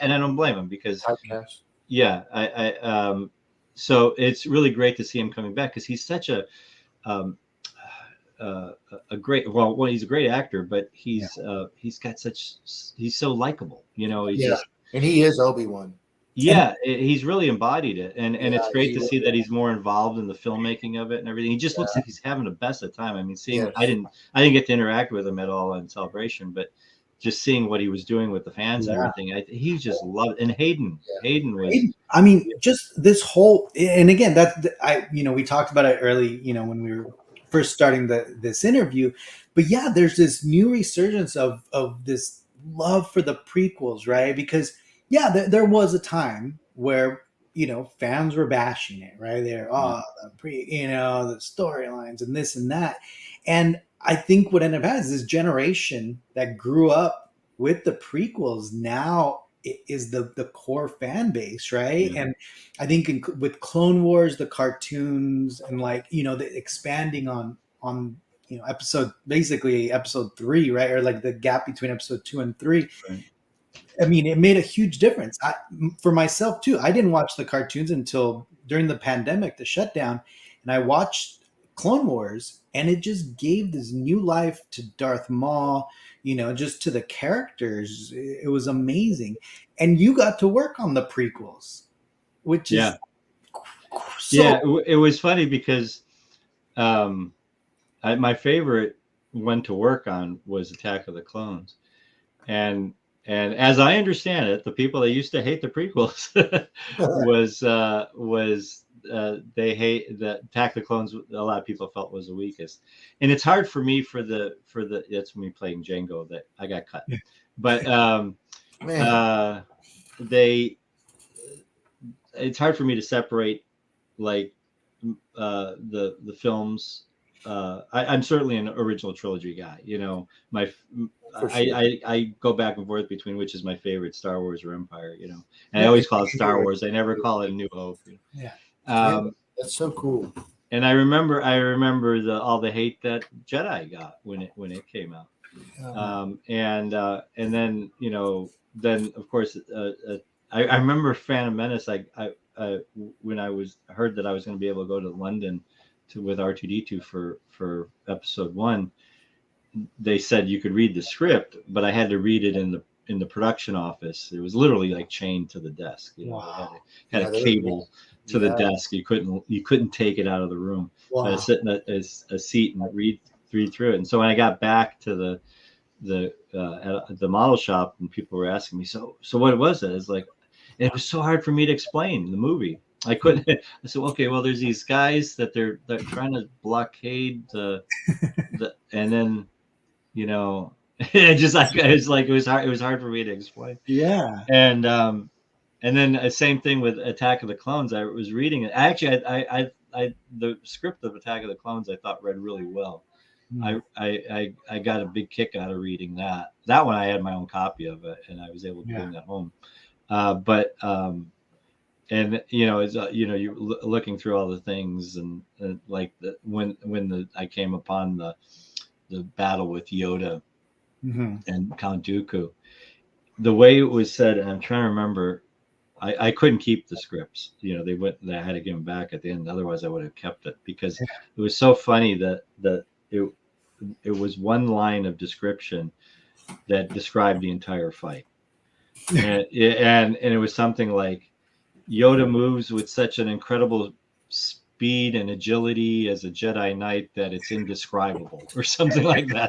That's how it was written in the script, and it's words to that effect. It's like okay, I so you guys don't know what you're gonna do here. Is how I read that. That's so cool. And I remember hearing stories of like Rob Coleman and John Knoll. George was talking about, Yoda levitates, or he's Mhm. on like a little floating thing, and Rob kept on talking him out of that. And anyway, um, so it was a ton of fun to work on. I not only on all three of them. Well, episode one, I went to London for 6 weeks to work with R2 there, and then I came back and I worked for another year on it as a model maker. Got to make a bunch of different models, Jeez, Don, I and didn't then know that. episode 2 and 3, I went to Sydney, Australia for the pretty well for episode 2 for the entire shoot. So I Wow. was there in Sydney for 2.5 months, and then we went on location for a month. So after leaving Sydney, we went to Italy for a little over a week, I think it was. Is that the And Padme when they get married over the lookout? yeah, Yeah. yeah. Dude, The I so want to go there, Don, so bad. And Lake Como, it's gorgeous. The whole city is gorgeous. yeah, That entire area. yeah. So yeah, so we went up to Lake Como, which is north of Milan, and then we went to I can never remember the town where the castle is, where they filmed episode one, and then Okay. from there we flew on a private, not a private jet, but a private charter. It Mhm. was like a 707 or 737 or something. We had all to ourselves, the Wow. cast and crew, and we flew to Tunisia, Yeah. and we spent about a week and a half in Tunisia, Jeez, and Don. then we flew from Tunisia to Spain. Half the crew got off. I didn't get off in Spain, and they shot them arriving at the castle, Yeah. and then the rest of us went on to London, and then we stayed in London for another 2 weeks or something, Wow. shooting stuff So down. Don, so for the episode one, you initially were there kind of with the model shop with R2D2 specifically. You were kind of the Yeah. So what English. happened was that they they kind of we they I was already not at the archives already. I'd already left the archives, and we uh, the, so the people that were at the archives, they wanted all stuff to be used that was going to be used. They had them ship it, so they took all the R2s and shipped it to London. Now we had two, we called the A unit and B unit, Mhm. that we used for personal appearances. So if you saw a R2 character, an R2 appear anywhere from probably Return of the Jedi, roughly Return of the Jedi, all the way until 96, Mhm. 97, it was this one specific R2, which is Mhm. kind of the one that's on the three-legged one that's on the picture. Right. Yeah. But it's really not, because what happened was, for whatever reason, the effects team that got them, Mhm. when they got to London, they pulled them all apart Mhm. and then reassembled them. And so when I showed up, and so what had happened was that they were having problems, and they were a great team. They were really good, but they were having problems with George and production because, well, one, George I think forgot that R2's not, has its limitations. It can't drive Yeah. on sand. It can't go through doorways really well, Yeah. or anything with a ledge, or there's a lot of mechanical Mhm. issues, and they were shooting it particularly in with Anakin's hovel, and Mhm. it was a very confined set, so the operator had to be in odd spots and couldn't really see Yeah. where to operate properly. So there was a lot of R2 Yeah. bumping into walls and stuff like that. So I got this phone call one day at ILM, and they asked Nelson Hall and Grant Imahara, who eventually went on to Mythbusters, because the three of us were the ones responsible for R2 at Lucasfilm, and Rick McCallum, the producer, knew that. So we were on this conference call with him and Peter Hutchinson, who was the head of the effects team, and there might have been somebody else on. Well, anyway, we were talking about all the issues, and they're saying, "Oh, we're having this problem, we're having this problem, this problem," and I said, "Well, we were offering solutions." And finally, at the end of it, Rick just said, "Well, here's what we're going to do." He says, "We'll um, you guys at ILM, you build an R2, and we'll have the team here build an R2, and we'll see which one works better." Yeah. Yeah. Which is a really crappy thing to do to a team of Yeah. people. Yeah. But we had 3 weeks to build an R2. So trying to see. I don't think it's. It might be the one that's Grant's got his right hand on. Yeah. It's one of those. Anyway, um, so we brainstormed and came up with the solutions to the problems that they were having, and kind of too complicated to go into now. But anyway, we came up with one that was going to be really strong and powerful. And we had 3 weeks to pull it together, so we put about 10 people on it, and we did it. And then Rick asked excuse me to come over and operate it. Well, now I came into this situation where I was already had a few check marks against me, because it's like, oh, the American's going to come over here and show us what we're doing wrong, Yeah. and that was not what the situation I wanted to be in Yeah. whatsoever. So I kind of had to like be very political and like, I'm you guys are doing a great job. I'm not, and so the lead operator, I don't think he ever liked me, but the rest of the team and I got along really well. Yeah. And so they ended up painting my R2, the ILM R2, what we call the ILM R2. All the blue panels were yellow, and I was I was a background R2 I think the majority of the shoot in London, except a couple of shots where it was R2. And so these are all, by the way, episode 2 and 3 photos. There's no photos from episode 1. Those are and this one was done by Annie Leibowitz for Vanity Fair. Is that your son? Is that that's your my son? Yeah. He's 25 years old now, and he's in the film. And he's in the film business. So. Does he remember Don? Yeah, he remembers it. Yeah, very, very clearly. That's another reason why those films were great to me, because that was a great father-son moment that we had. Oh, for sure. But anyway, so I did the shots there. I came back from London for episode 1, and then started working on models. And then all of a sudden, they were like, "Oh, we need this shot. We need this shot. We didn't get this shot with R2." So I was doing a lot of pickups, a lot of inserts with R2. Most of the stuff of R2 on the back of the ship while Anakin's flying, that's me. There's the sequence where an R2 has to bypass the power couplers to make the thing go to light speed, the ship go to light speed. We did all that at ILM, including doing the two to three legged version of R2, because that was actually the one that was built for the original Star Wars and then modified for Empire Strikes Back. And we got it going, and actually Grant and Adam Savage helped put it together, help rebuild it so that we can make it work. Grant did a lot of the work on it, but Adam did a lot of the work on it as well. And we actually did that shot where he throws his leg out and drops it and drives off. I did that shot, and it was terrifying, because that mechanism itself, Grant had put this big air canister in there, and it shot that foot out with such force it knocked me over, when we were playing with it. And so it was just dangerous. It's just a dangerous little machine. It was like I said, just absolutely terrifying. Adam Savage talks about it on one of his tested videos. And then to put it up on the set, and it's a set that was up about 10 feet in the air, and it had a pit where all the stuff was in it. John Knoll kept asking me to be closer and closer to the pit. So I was just terrified that it was going to throw its leg out, hit the thing, and go right into the pit. And then I had to turn it around and drive it out of the shot. And of course, not drive it off the set, because we only built so much of the set. So it was just a terrifying shot. And I think we did 2 or 3 times, but fortunately I didn't crash it.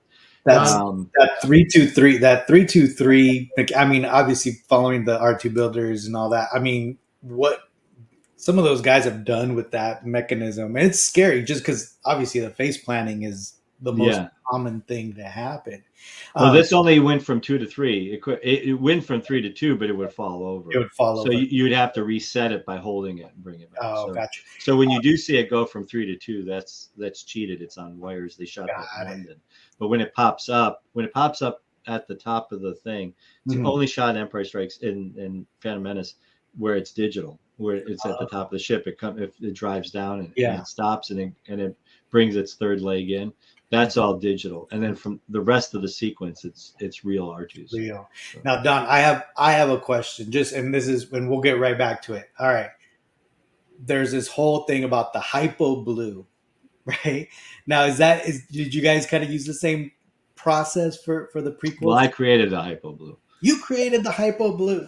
Yeah. So, well, actually, myself and Nelson Hall. So the reason it's called hypo blue is because the so when I okay, I have to go back. See, you get me talking, and we're going to be here for I'm the next 5 sorry. hours. Oh man, I don't care. That's good. No. We when in '99 or so, I was talking to the Star Wars Fan Club magazine, and I wanted to propose a story about the history of R2, and and talk about everything that had been done up until that point.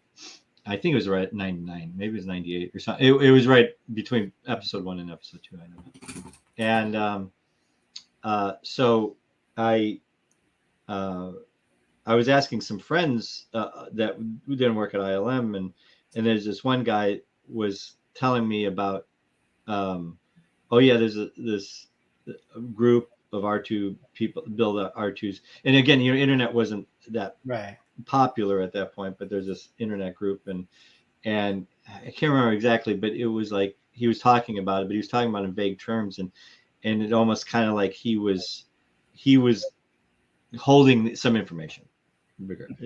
Anyway, I eventually discovered the R2 Builders group, and Dave Everett, who was out of Sydney, Australia, who founded the R2 Builders group, and I started connecting. We connected and we started talking. And I have always a strong connection with Australia because my wife's Australian. And so we talked, and Dave was a great guy. And so I found that I joined the group and everything. And at that point, they were talking to a guy named Tony Dyson. And Tony was he built the bodies. That's literally all he did for Empire Strikes Back. He built the bodies for Empire Strikes Back of R2-D2 because he owned a toy company that they specialize in fiberglass molding. So all those bodies, and they're beautifully done. The Empire Strikes Back one. He kind of went on years later and kind of really bragged about, kind of made, his contributions a little exaggerated, let's put it that way. But from what I know about the history of it, and I know the team that actually worked on Empire Strikes Back, the effects team, they were the ones responsible for it, and Tony just provided castings.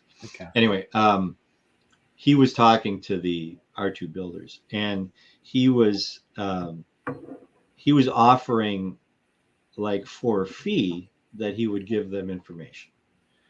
And at the R2 builders. And so they were just about to, or they might have done it. I can't remember, but I saw that. And I was talking to Dave. I said, I could tell you anything you want to know about R2 that I know, and for free, because I think that's really crappy. I always believed that again, growing up doing the makeup stuff, Dick Smith, the makeup artist, he gave his information out freely because he worked in a situation where the union people that he was working with were holding the information because they didn't want competition, right?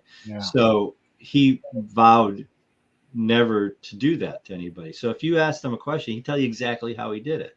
It wasn't a secret. So he demystified all that stuff, created an amazing generation of makeup artists because of it. And he eventually put together, because he kept on getting so many requests, he put together a course in makeup that was kind of expensive to buy, but he was sharing freely the information. Anyway, I vowed that if I ever had any information anybody needed, I would give it away for free. It maybe doesn't benefit my pocketbook, but I just thought it was the right thing to do. So I told everybody at the R2 Builder. So we did like online chats, and we started getting really connected. And then because they had more information, there was a lot of misinformation about the sizes of stuff and this and that and the other thing.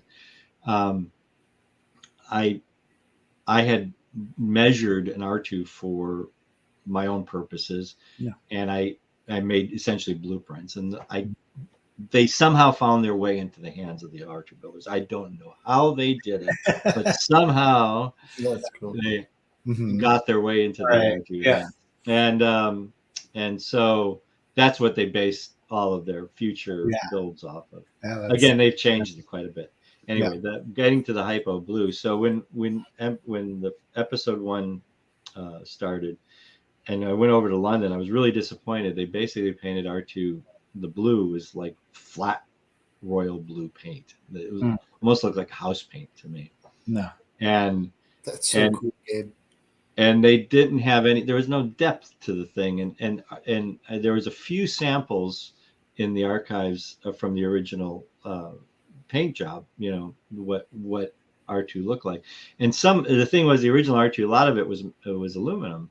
So one of the things that it always looked like to me was die-chem, which is a metal marking, and the only thing about Dicam, it's really fragile. It scratches, which is what it's supposed to do. So I figured, well, if you painted it with Dicam and then put, clear coat or something over, it might help. So we tried. So the point being is that for episode 2, when I knew that I was going to be heading up the droid department, I wanted to restore all the R2s to that as original blue that you saw in Star Wars.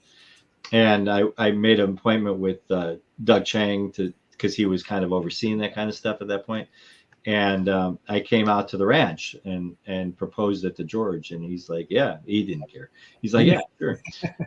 So I was showing him the difference. I said, it's just, and the fans would love it. And, yeah, whatever. Okay, that's fine. So so cool. So we started experimenting, and the first thing, of course, we tried was Dicam. Well, we couldn't just quite get it right. It just didn't.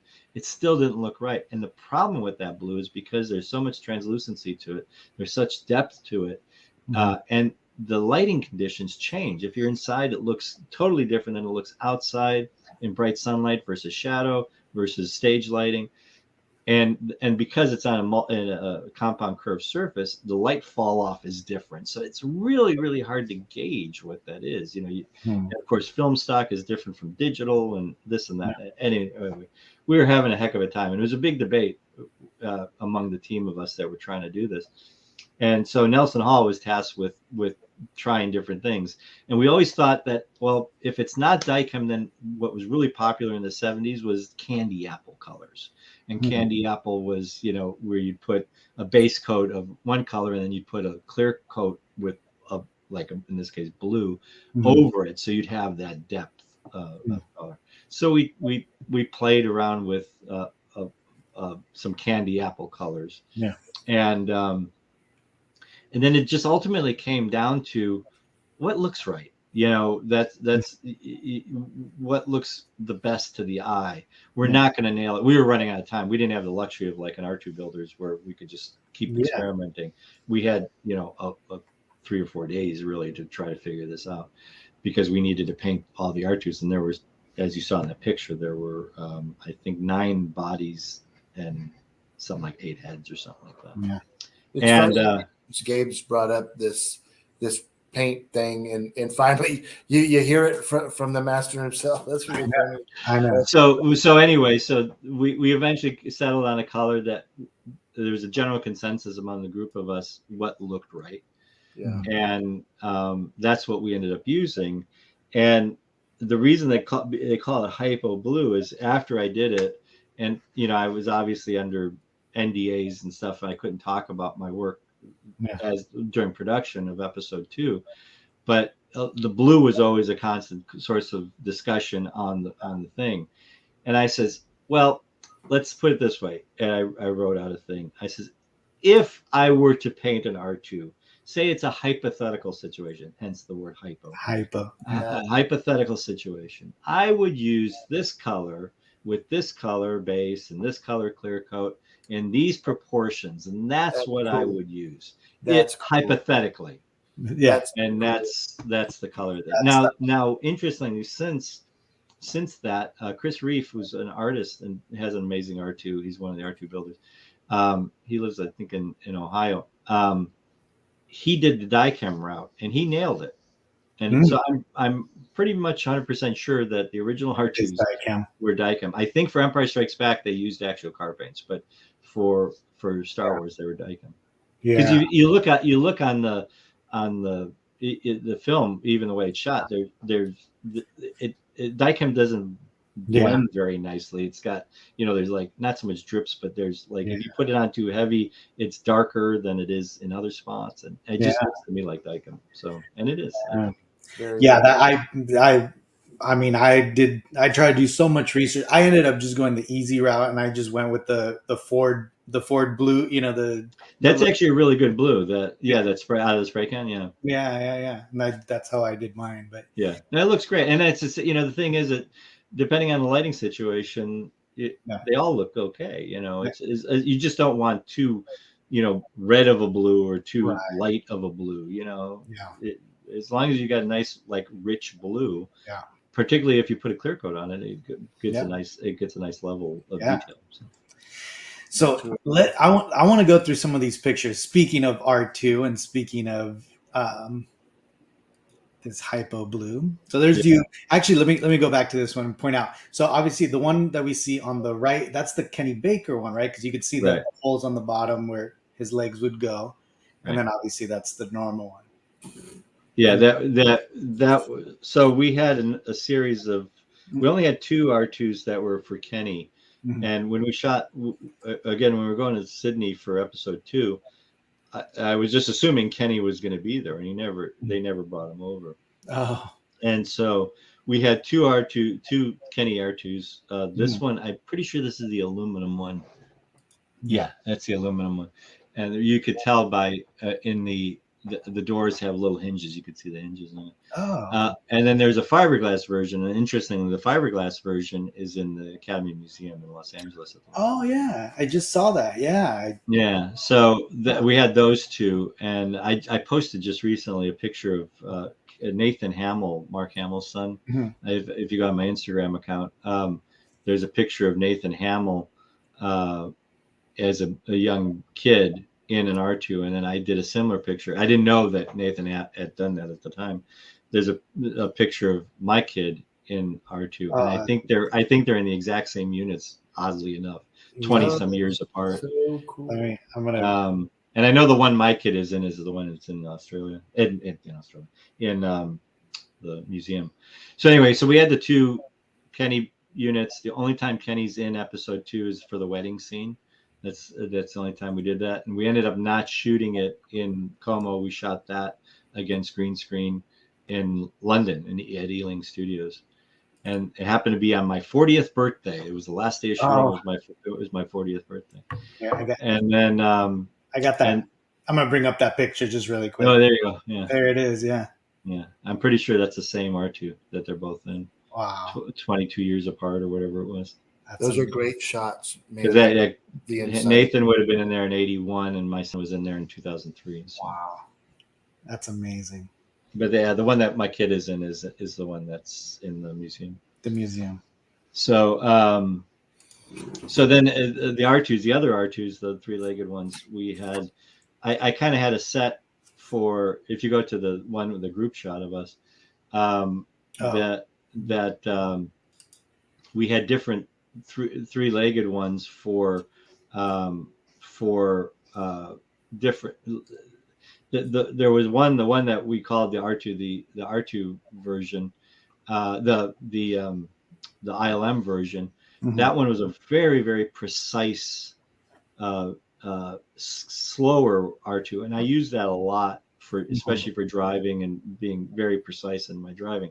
Whereas we had one that's a little faster, so if they had to be running or something, so we had those. And the other ones were kind of just backups, And I knew that we would be using R2s in,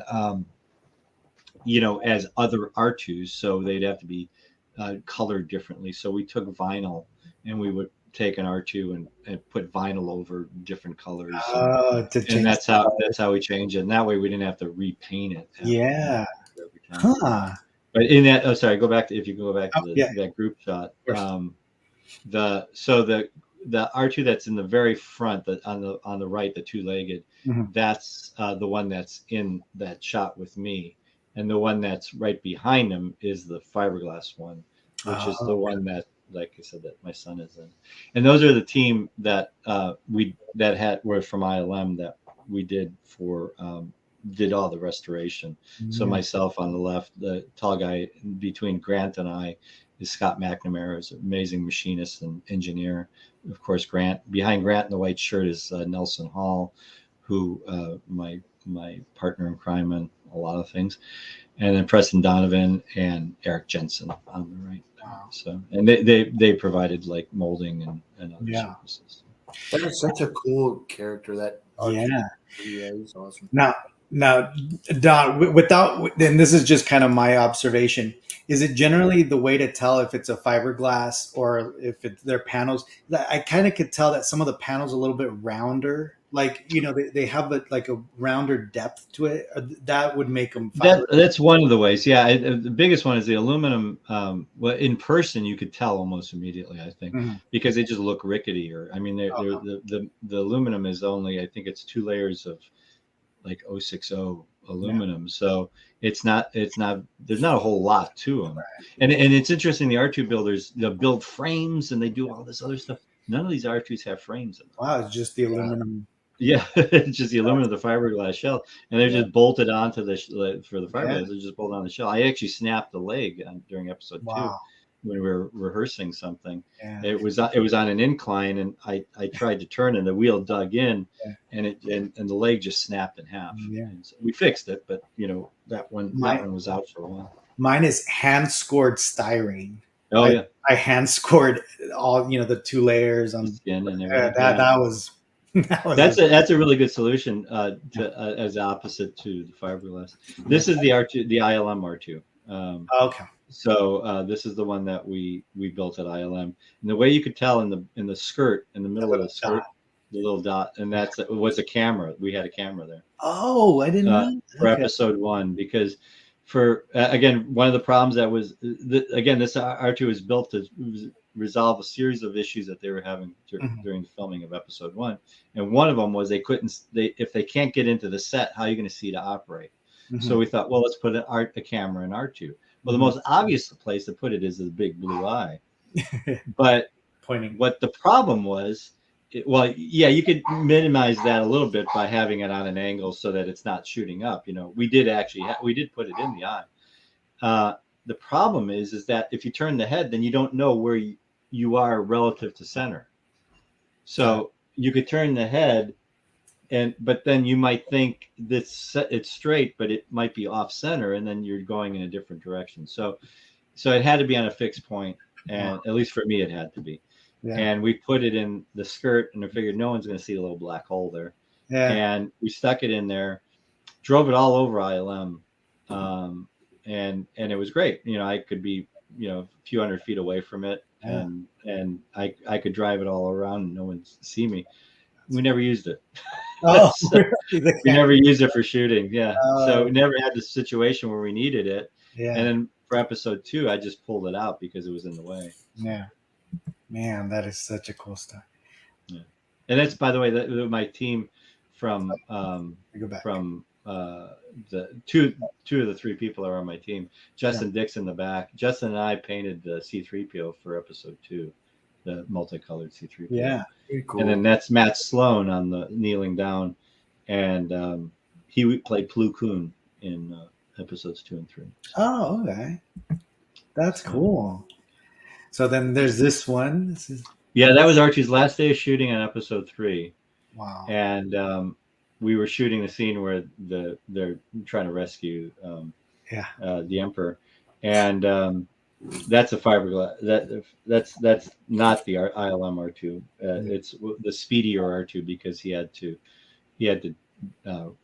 run with them. But it was so funny because Ewan was very concerned about the behind the scenes photos, people taking behind the scenes photos. They were part of Lucasfilm. It wasn't like they were paparazzi or something like that. But somehow he got in his mind that they were, and they were intruding upon his. So, like I said, he's a great guy. He's a nice guy. I don't want to say anything bad about him, but the photographers were like warned that when Ewan's on the set, stay back, take photos from afar. So the guy that was taking photos at that point on Return of the Jedi, on Revenge of the Sith, was a guy named Ralph Nelson. And Ralph goes way, way, way back. He, matter of fact, he worked on Return of the Jedi as a unit photographer, but he was on Back to the Future. He told some great stories. There was another guy, oh, now I can't remember his name, that worked on Episode 2. That had worked with Kubrick on 2001. So he told some great stories. Anyway, I went up to Ralph and I said, this being R2's last day, I said, would you mind taking a photo of the cast and George and I for, yeah. As last day? And he said, he kind of laughed and he said, I'd be happy to. He says, but you will never go for it. Yeah. I said, well, if I ask him, and he says, yeah, would you? He says, yeah, of course. If he says, yeah, he said, I'll of course take your photo. So I went up to you and I says, hey, it's R2's last day. Do you mind getting a photo with? He said, yeah, sure, no problem. So that's how we got. Well, heck, George is there. Hey, Don, I'm sorry, Don. I just want to ask real quick. We are very blessed to have industry guests as yourself, and I like to ask a lot of you guys that have been on our show that have had the great opportunity to work aside George Lucas. Do you have some great? Obviously, you were around him quite a bit. Do you have some really cool something that stands out, a story of you and George or conversation? Yeah, there's a number of them. I mean, I'm sure. Not like we were good friends or anything like that. What's kind of cool is that. So when we were at the ranch, Grant and Imahara, Grant started out at the ranch, and Nelson Hall and I, and the three of us were like the three amigos, right? And we had this kind of running joke. It was actually inspired by Grant, that George, like, kind of didn't really know everybody's name. It was just a joke thing. It wasn't true whatsoever. But we had this running joke that George would, like, not remember everybody. He knew the people, but they didn't quite know them, Mm-hmm. So we had this joke that, we all had, I was Dan instead of Don, and Nelson was Nathan, Grant was Graham. And so Grant would do this like George Lucas impersonation. He was great at impersonations. He'd go, hey Dan, how's R2 doing? And so it's like he would kind of know you, but he doesn't really know you, right? Yeah. So, matter of fact, Grant and I were doing the impersonation of him with him behind us one day. But this was at the ranch. So there was kind of like a mystique of George that at the ranch you kind of, not to this extreme, but don't make eye contact. You don't. We've talk heard about that. And that wasn't.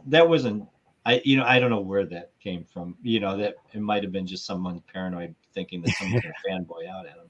Yeah. And I'm sure it happened. I'm sure it did happen. And he's not that kind of guy. He doesn't. Yeah. It doesn't sit well with him. So, but when we were on location, and he was much more relaxed about stuff, and you certainly could go up to him and talk to him and ask him questions. And there was a couple of times where I went up to Rick McCallum. I said, he said, just go ask George, and so you just go up, hey George, what about that? Yeah, that's fine, whatever. So kind of like the R2 Blue, and so going back to this joke about that he didn't know who we were, I obviously he would recognize me because he'd see my face, every day or so. So obviously he would recognize me. But we were in London doing pickups for episode 2, and I was hearing in the distance they're talking about a shot with R2, and the assistant director says, or George says, oh well, let's ask, and he goes, Don Bies. He knew my whole freaking name, And I'm thinking at that point, it's like, okay, so Grant was wrong about that old joke. That is so cool. He knows more than we think he knows. Yeah. So that was fun. But the other one was another story was we were doing. I had gotten to Australia before he did for episode 2. He was still in the States. I got there about a week or so before he did. So I was setting up my shop. I had to hire a crew of people. And when he came, it was going to be like another week or so before shooting started. When he came, everyone was like setting up appointments with him to show him things on how, something that he needed to see or buy off on or whatever. Mm-hmm. And one of the ones was that they wanted to show him how the computer interface arm went into the socket on the Queen ship, the one that they fly to Tatooine on. Mm-hmm. And actually any of the sockets, but I think that's the only time it's used in the film. And apparently there was an issue on the original films because it was just Kenny Baker trying to aim and stick the thing into a socket. So I worked with a machinist that was in the props or special effects department. Actually, the props department had made the interface, the socket part. Mm-hmm. We had these guys make arm for us, and then he machined a thing that would come down. And I don't think it was it wasn't driven by a motor. It was just you would just take it with your hand, swing it down, and push it forward. But we made it so that it was adjustable, so that we could line it up exactly with that socket. Mm-hmm. So R2 could roll up, and then you just shoot the insert of him putting the thing in. So we had to show George this. And we're all really proud of this thing.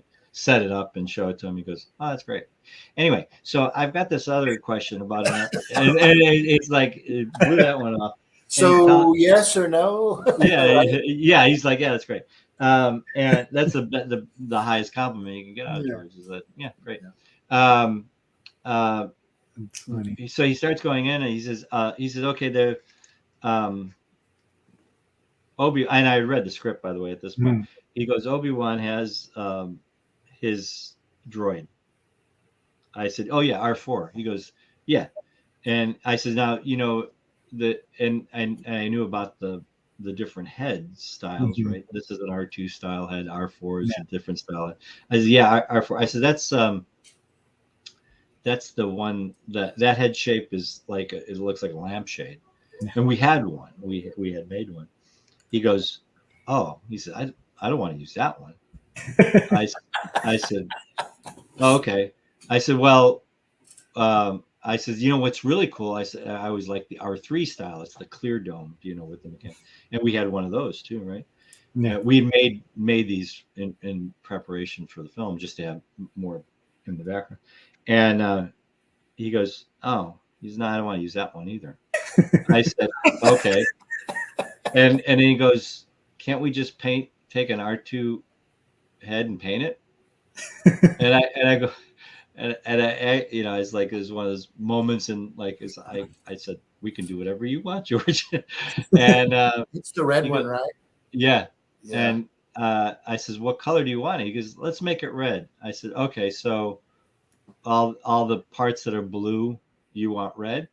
He goes, "No, let's mix it up." He says, "Put all the parts that are silver red and put all the parts that are blue silver." I said, "Okay." And so that's how R4 came along. Oh, that's hilarious. That's great stories, man. I mean, yeah, those are, I mean, right? Like, it's crazy. Yeah. Another amusing one was on the very first day of shooting, for me, it was the third day of shooting for the film for episode 2. We're setting up. It's the scene where they're arriving on Tatooine, and they've got C-3PO and R2 in tow. And they're arriving on Geonosis, and so Padme and Anakin discuss, and then they leave, and then R2 and 3PO R2 decides to follow them, and goes out the door. Anyway, and so we're setting up, we're getting in there, and it's Anthony Daniels' first day shooting as C-3PO in his new, actually, Empire Strikes Back era costume that we painted, and R2, and I'm walking, I'm on the set, and Tony hands me some papers, and I said, "What's this?" He says, "Give these to George." I said, "What is this?" He says, "It's my rewrites." Like, Oh shit. I really, I and I walked out. I was leaving, as he did this as I was walking out of the set to go because the set was raised and you had to go downstairs and everything. And so I'm holding this pieces of paper, like I'm holding this and George is walking up the stairs as I'm walking down, and I go here, and he goes, "What is this?" I says, "It's Tony's rewrites." He goes.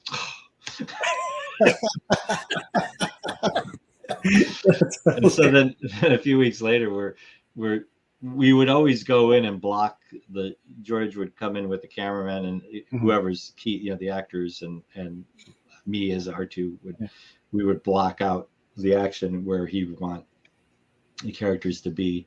Is that what he's standing on, Don? Right there in that picture, that little gold like taped down on the floor. Is that his marker? That's his mark. Yeah, They made a special gold one for him to.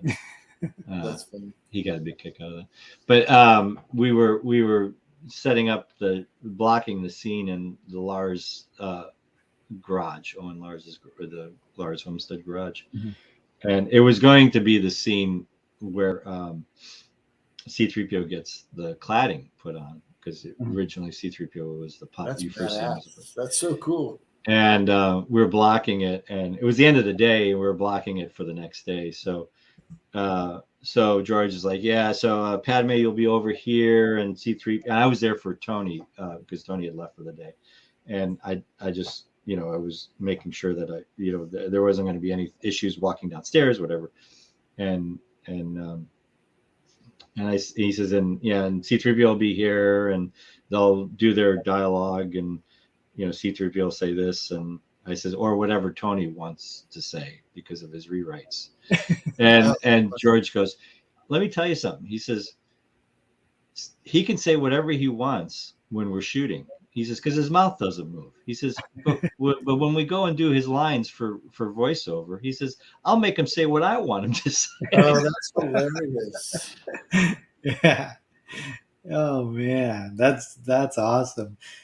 So this picture right here this is that episode 2? 3. Okay, so this is episode 3. Got it. Okay. Yeah, this is one of the. It's not the last. It's C-3PO and R2's last shot of the film. Okay. But I have no idea what George is doing. But we're all laughing, obviously, or not amused, maybe. Yeah. But Anthony looks tired there. He's like, it was the end of the day, and I don't think he had been shooting all day, but we were tired. The other thing is that Rick McCallum felt we weren't moving fast enough. So I think probably moments before this photo was taken, right on the other side of that door, Rick was probably yelling at me and Justin, who's behind Tony, saying, "You got to get him in the costume quicker." So. So there was probably a little bit of a gloom over the set at that point. So. Man, that's so cool. So you're literally the droid wrangler. I mean, I mean, for sure. That when we had when the time for the credits came, how they wanted our names in the credits and stuff like that. I specifically asked. I'm not in the ILM credits. I'm specifically listed as R2 operator droid unit supervisor or something like that. Yeah. So that's cool. And look at this cool shot. I mean, this is such an awesome shot. The funny thing about the R2, and I've got a picture somewhere of it from straight on. His feet are dangling out of the bottom of the ship. I was going to ask you, is that scale, or is it, a half body, or is it a whole? No, it was a full body. We ended up putting a body that looked good from just the top up and didn't have any feet on it, just because it was lighter and we could drop it in there. For sure. But we had, every one of the ships had an issue with an R2. Matter of fact, episode 2, the R4, there was a sequence that was cut from the film. It was never filmed, but it was in the script where R4 climbs out of the ship and gets attacked by one of the Geonosis creatures. And I had requested, because I said, a real R2 wouldn't fit in that ship. I said, could we make a redesign, a smaller, like a truncated R2 Mhm. body, and build that and shoot that? Mhm. That would be cool. And they said, yeah. I think I asked Rick McCallum, and maybe I asked George. I can't recall. Anyway, they said, yeah. So we sketched up some ideas, and we came up. We were tossing the idea around, and then and we were going to do it in Sydney. We were going to start building in Sydney, and then one thing led to another. We're busy. We were busy, and then it's like, you know what? We're not going to shoot it now. We'll shoot it at ILM. We'll shoot that sequence at ILM, so you can build it at ILM. And then they cut it, so we never built it. Oh, So your idea was to build like a dwarf yeah. R2 unit. Yeah, it would have been. It would have looked essentially the same, but the body would have been half the size, half the. That would have been really freaking cool. I'm surprised an R2 builder hasn't done anything They like did. that. They did. Yeah, I told the story to the R2 builders at the time, and There you go. Because I'm thinking right now, that's so Yeah. awesome. and one of the guys built it, and it was at whatever the celebration was for 2005. Yeah. How did it look? Did it look? It looked good. He came up with his own design. It wasn't what we would have designed, but it was it was a cute idea. Yeah, yeah. Mhm. Look at this. Now here's a question for you, Don. Buttons in the front, buttons in the back. They're all over the place. They're Right. literally all over the place. Yeah. So Michael, that's one of the things that the R2 builder is always like, okay, do the buttons go, on the horseshoe? Do they go on the front or on the back? There's some that are switched on each leg. It's Yeah, all the ones we had, they were mirror versions of each other. There wasn't like the other leg doesn't have the buttons on the front. Yeah. They were literally the mirror version of them, but I think that's how I they, did. they were literally all over the place. Yeah, that's how I did mine. One of them's in the front and one's in the back. Yeah. Now, Don, yeah. I'm not going to badmouth the prequels by any means, but I just want you to know that one thing that I don't know why somebody didn't go up to George and say, George, bro, and I'm wondering why you didn't do this, Don. Why are we going to have R2 fly? I mean, R2 cannot fly, dude. I mean, those thrusters. Have you seen the R2 builders made the thrusters and they come out and it's like the guy that actually did that digitally is a good friend, Billy Brooks. And, I love that idea, by the way. I think it's a fantastic. The idea was I guess they didn't work when he was in the. Well, there's a whole story we came up with about that, but the idea of R2 flying was goes back to episode 1, and there's actually a sequence in episode 1 where he flew. There's that it's either the blooper reel or it's in the web series where they're doing behind the scenes stuff. And it's called Bad Droid Karma, and you see an R2 like fall off the edge of a landing platform, and that was a shot. I wasn't involved in it, but that was a shot that they did, and the idea was R2 was goofing around with Anakin on the landing platform, and like fell back, and Anakin's like R2, and then all of a sudden you see R2 fly up and come and land, and and the rockets came out of the bodies. Right. The long doors. Each of the 4 long doors, all of them were opened up, and a little like booster rocket came out on an arm, and that's how it flew.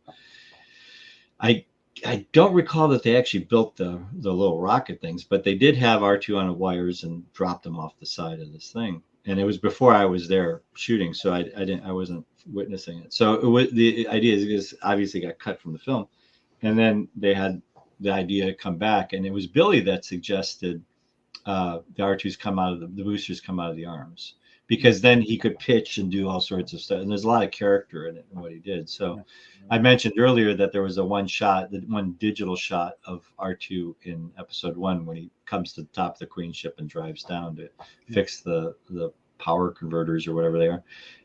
In episode 2, there were about 20 shots, maybe 20, 22 shots or something that were digital. Obviously, most of them were flying, but there's a couple shots where R2 is climbing downstairs.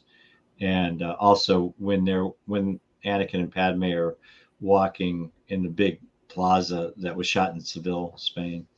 That's a digital R2 back there because I wasn't there for that. Oh wow, That's But crazy. but then all the other stuff is me. it's you. Yeah. That's so cool. And then in episode 3, roughly about half the shots of R2 are digital. Wow, it's just so cool. You can go through. Sorry, let me get this picture back This up. was, by the way, this picture was. I think this was either the first or second day of shooting for episode 3, That's Oh, a shot. and it was actually part of a sequence that all got cut. oh, really? Yeah, that's the C-3PO puppet. I got that's Michael Lynch who's behind it, Yeah. operating it, and that's done in the Japanese style puppetry called bunraku. And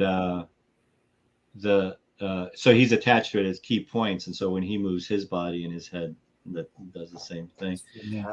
I built the head, and he's got a little heart motor that spins around. I built that. Oh, huh. And then that's me. We were shooting a pickup for episode 1. I think I think it might have been at the pottery. I can't remember what this was. I'm actually just there for an eye line, and I'm giving Michael help. Oh. So. And then in this picture, you're helping.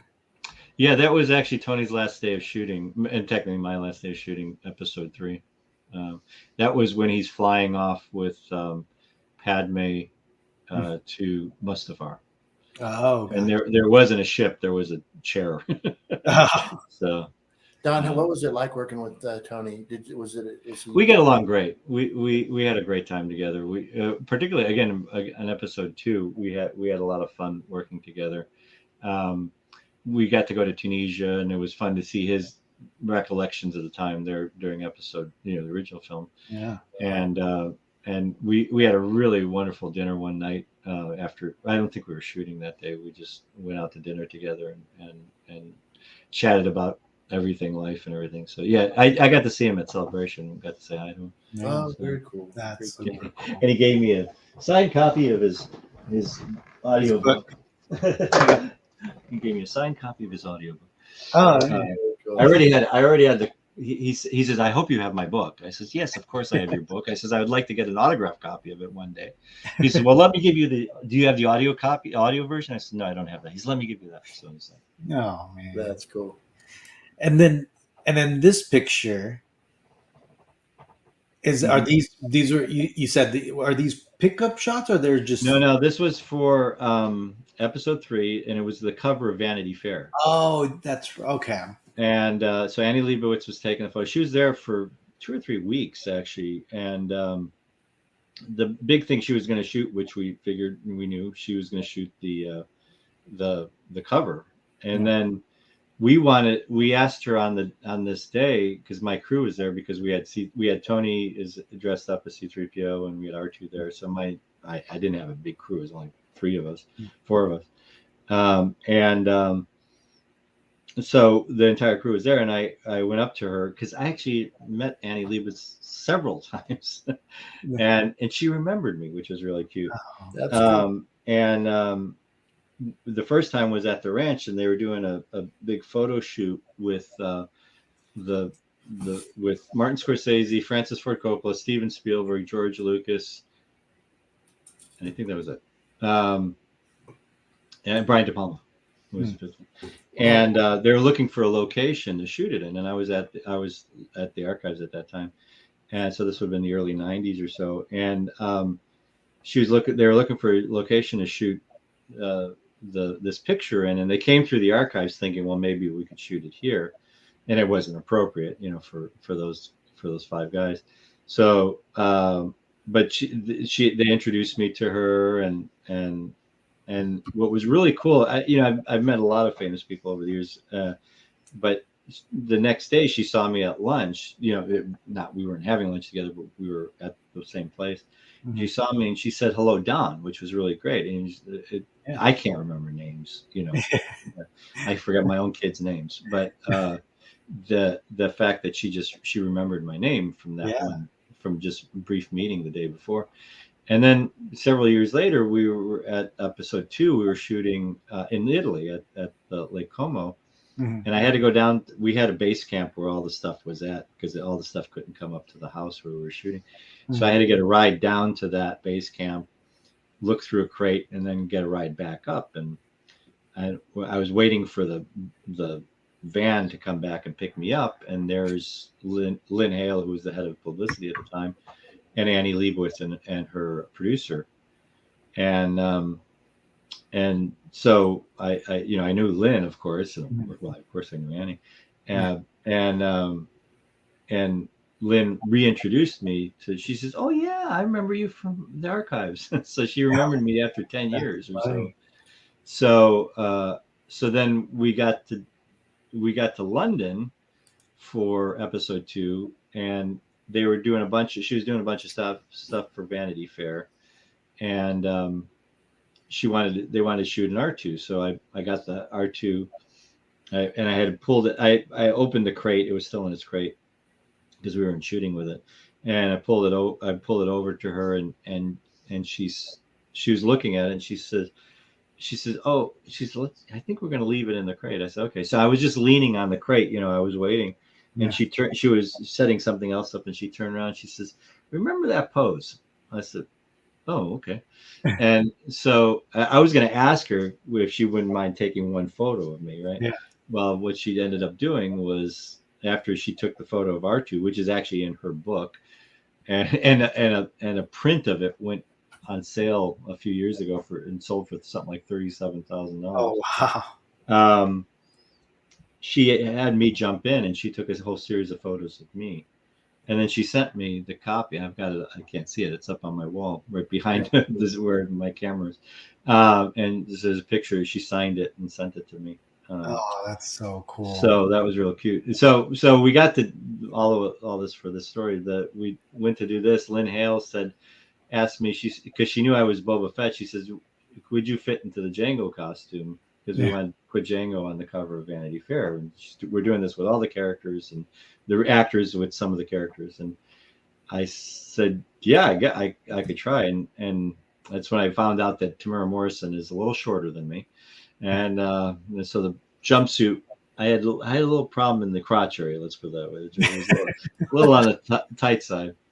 Um, and so but I obviously fit into it, and um, so we did this shoot, this setup, and then I was going to ask her if our crew could get a photo together, if she could just quickly snap a photo together. That's and cool. and I said, she says, no, she says, we're gonna coming back next week, and we're gonna go around and do all the crews. Oh wow. I said, oh, cool. That it never happened. So no, so we did. That's Oh, what that other photo is of me with my son. oh, Oh Um, yeah. yeah. So this was the cover. This was a wild day because it's Christopher Lee, who is the only person I've ever gotten starstruck around, because I was a huge, obviously, going back to the original, how many hours ago there was when we started this. I know, right? The Hammer Uh, films and all that. yeah, I was a big. He terrified me as a kid, Yeah. and so he was the only guy actor I've really been starstruck around. And um, I asked Rob Coleman, who's the animation supervisor, who was showing him around. I said, "You got to introduce me. You got to introduce me." And so he did, and he goes, I says, "It's such a pleasure to meet you." I says, "You terrified me as a child." He goes, "Ah, 'twas only fairy tales, my boy." And he was such a nice man. And then Ben Burt and I are well, know each other quite well. And Ben's an old movie fan as well. And Ben and I were having lunch one day at the canteen at Fox Studios, and Christopher Lee comes in, at the buffet, grabs his food, goes and sits down, and he's sitting at this table all by himself. No one's talking to him. And I turned to Ben. I says, "Christopher Lee's eating by himself." He goes, "That's not right." I says, "Let's go have lunch with him." And he goes, "Okay." And so we went over, and then we heard these great stories from Christopher Lee, talking I about mean, this alone is a great story. Yeah. Well, Gee. he talks about he says, see this finger, or maybe it was this finger, I can't remember. It's all crooked, and he says, Errol Flynn almost chopped that finger off. That's He not goes his on real. to talk about one of his earliest films he was in, and he was having Yeah. a sword fight with Errol Flynn, and they were shooting the first part of it before lunch. Broke for lunch, came back. Errol Flynn was drunk, coming back after lunch, and slashing around and missed, and literally almost amputated his finger. So That's crazy. Christopher Lee is one of my. I mean, Peter Cushing, Christopher Lee, and Vincent Price. Right, like they're the three like hammer. In fact, I actually have Peter oh, Cushing tattooed on my nice, arm. But Christopher Lee, like a lot of people don't know, he loved like heavy metal. yeah, He has his own album where he's just playing heavy metal, yeah, yeah, and he was older already, and literally like shredding on the guitar and this like yeah. super hardcore metal. Like it was, he's just literally the most interesting man in the world, right? Like He was fascinating. I mean, he was related to Ian Fleming. that's right. Yeah, I remember Yeah, that. it was his I think cousin or something like that. I which never is knew Uh, that. yeah, crazy. it's funny because we did that film series called R2D2 Beneath a Dome, right? Yeah, yeah. And that was originally my idea, and I was co-directing it. And I wanted to get Christopher Lee to talk about. One of the problems we were having is because they were just the behind the scenes crew was just filming the different actors talking, and the easiest, funniest thing to do is talk about how lousy of a person R2D2 is, right? And so there was all this footage we have of everyone talking about how bad, oh, R2, yeah, comes in drunk, or R2, yeah, whatever. And so there's all this negative stuff. So we wanted to try to inject some more Yeah. positive stuff because everyone was just making stuff up. There was no script. They were just making stuff up. And so when we got to go to London, by the time we were doing the pickups in London, and Christopher Lee was going to be there, I asked him. I asked. I can't remember if I asked him directly or through Lynn Hale or whatever. Anyway, we wanted to do this, and I said in particular we wanted. He was one actor that really enjoyed working with R2, so that was his. That's all his direction he got. Yeah. So we were going to shoot the thing, and I went and got him, and we were walking to the thing, and I was, hey, so how you doing today? And he goes, oh, I'm just so exhausted. He says, I'm not a young man anymore. At that point he was like 80 or something. And he said, I'm not a young man anymore, and they have me such a early calls to come in. And he says, of course I don't mind the work. He says, but he says it's just hard for me to get up that early and come in. I said, oh, well, why don't you just ask to come in, have a later call? He says, oh, I could never do that. And I thought, oh, well, yeah, it's like a different time. Now a younger actor would just say, I'm not doing that, Yeah. But he's from So those classic. days where you had to listen to what you were told, Yeah. And then he did this. He went on for 20 minutes. It was fascinating. I think the only question was like, how did you like working with R2? And then he launched into a 20-minute monologue, and it went all over the place. I likened it to like holding a balloon and it started to float off, and you had to grab it and keep bringing it back. That's kind of how the direction was with him. And he even got onto he was talking about the British monarchy and the order of succession somehow. I don't even know how he got most of there. And then he eventually did, without me really telling him, he eventually did what he needed to do. And unfortunately, there's only like 5 seconds of it in the final cut. In the film. But because all he says is he's like, oh, I don't have any scenes with R2, but I really am going to ask George if I could do something in the next film or something. Oh man. That's amazing, man. Don, I mean, these stories, literally, like to me, this is a gold mine of stories. I mean, you've answered some of my like craziest questions about R2. This is a mind blowing interview, Don. I mean, we went way beyond the time where we expected, and we appreciate you taking the time, and we want to respect obviously your time too, Thank because we could sit here and listen to these stories for you. hours, but. Yeah. But we really appreciate it, Don, and like I said, just your contribution to to this fandom, and not only just this one, but again, a lot of this, and like you said, you and all these great, artists, right? That's what you guys are, Mhm. um, literally molded a whole generation, and we're seeing it now again with the love of the prequels right now, with this, this love for those movies, that era. It's just amazing seeing it, and it's such an honor to have you on this show and hearing these amazing stories. Thank you so Yeah. much. Well, thank you. Thanks for having me. Yeah, and it is a lot of people, people like myself get a little bit more attention than others. And the thing is, ultimately, filmmaking is, and it's not just one director. It's not just the actor. That it's a complete team thing It's a to team. Yeah. Absolutely. do this. You can't make a movie in a vacuum. You can't. Um, Absolutely.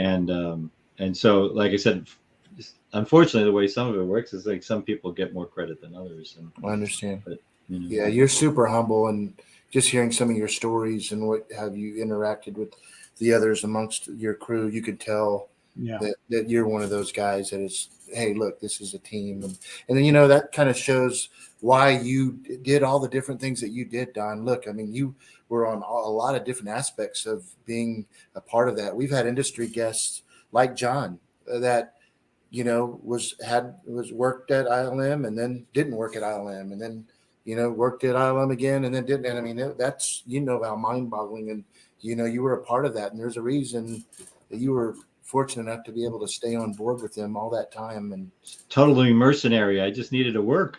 yes, I yes. tried to make myself invaluable. Well, Yeah. I can just tell you right now, Don, that one of the greatest joys for me and what me and Gabe do for Collection Wars is we're able to archive these fantastic stories from people like you and other guys that would not normally ever be told. These stories that you told us tonight, it would never be knowledge, and now it is, and it's mind Yeah. blowing that even though I never made it out into the film industry in California, I'm now even at an older age interacting with all you awesome people on a different level of taking your stories and sharing them with everybody, and Yeah. that's a really big honor for me, and I know for Gabe as well. So. Thank you. Absolutely. Yes. And again, thank you so much, Don. Appreciate it so much. And, obviously you're welcome back anytime to tell us more of We can these talk about those other movies I worked on. Exactly. Yeah. I gotta go through that. Might have to have a whole R2 episode at some I point. know, right? I was like, man, the R2 builders are going to like this I show. know, I right? didn't even expect to be that way. I'm And the Boba, actually interesting that you say that. And I could plug it right now. Is on July 28th. I've been asked. This is a really huge honor for me. I totally out of the blue. The people that asked me, I didn't know, so I didn't had no in on this.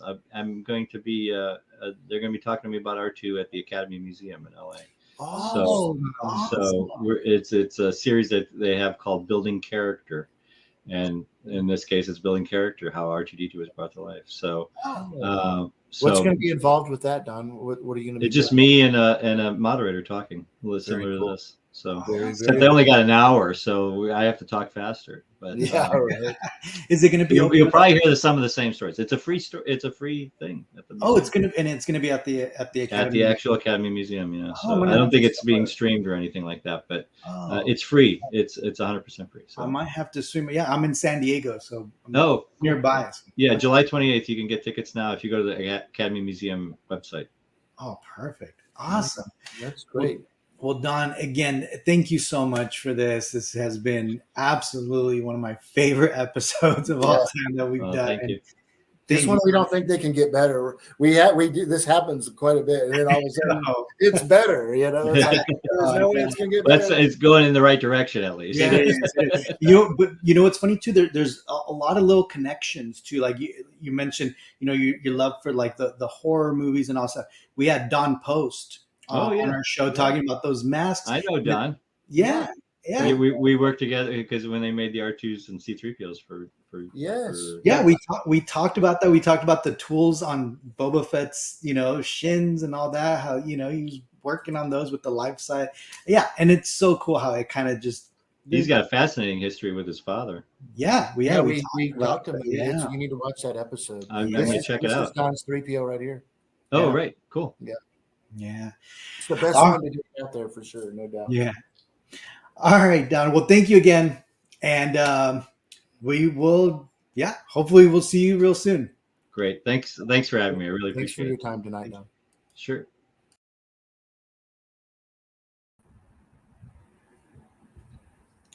Talk to me, buddy. You're mute. There you go. What do you think, Crazy. buddy?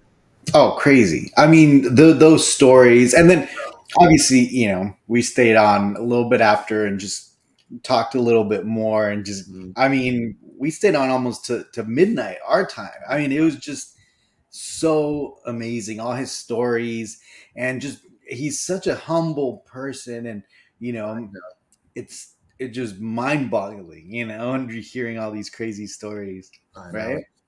Yeah, it was great. Just listening to him again. I was on Yeah, most of the time listening, and it's crazy. It's so I crazy. know, right? Yeah, Um, it went by quick, right? It was like it's yeah. it's 11:36. So And yeah, what obviously what I do want to right, we want to plug, make sure if you guys are willing to donate to Grant's Steam Foundation, the link is below on the description of this video.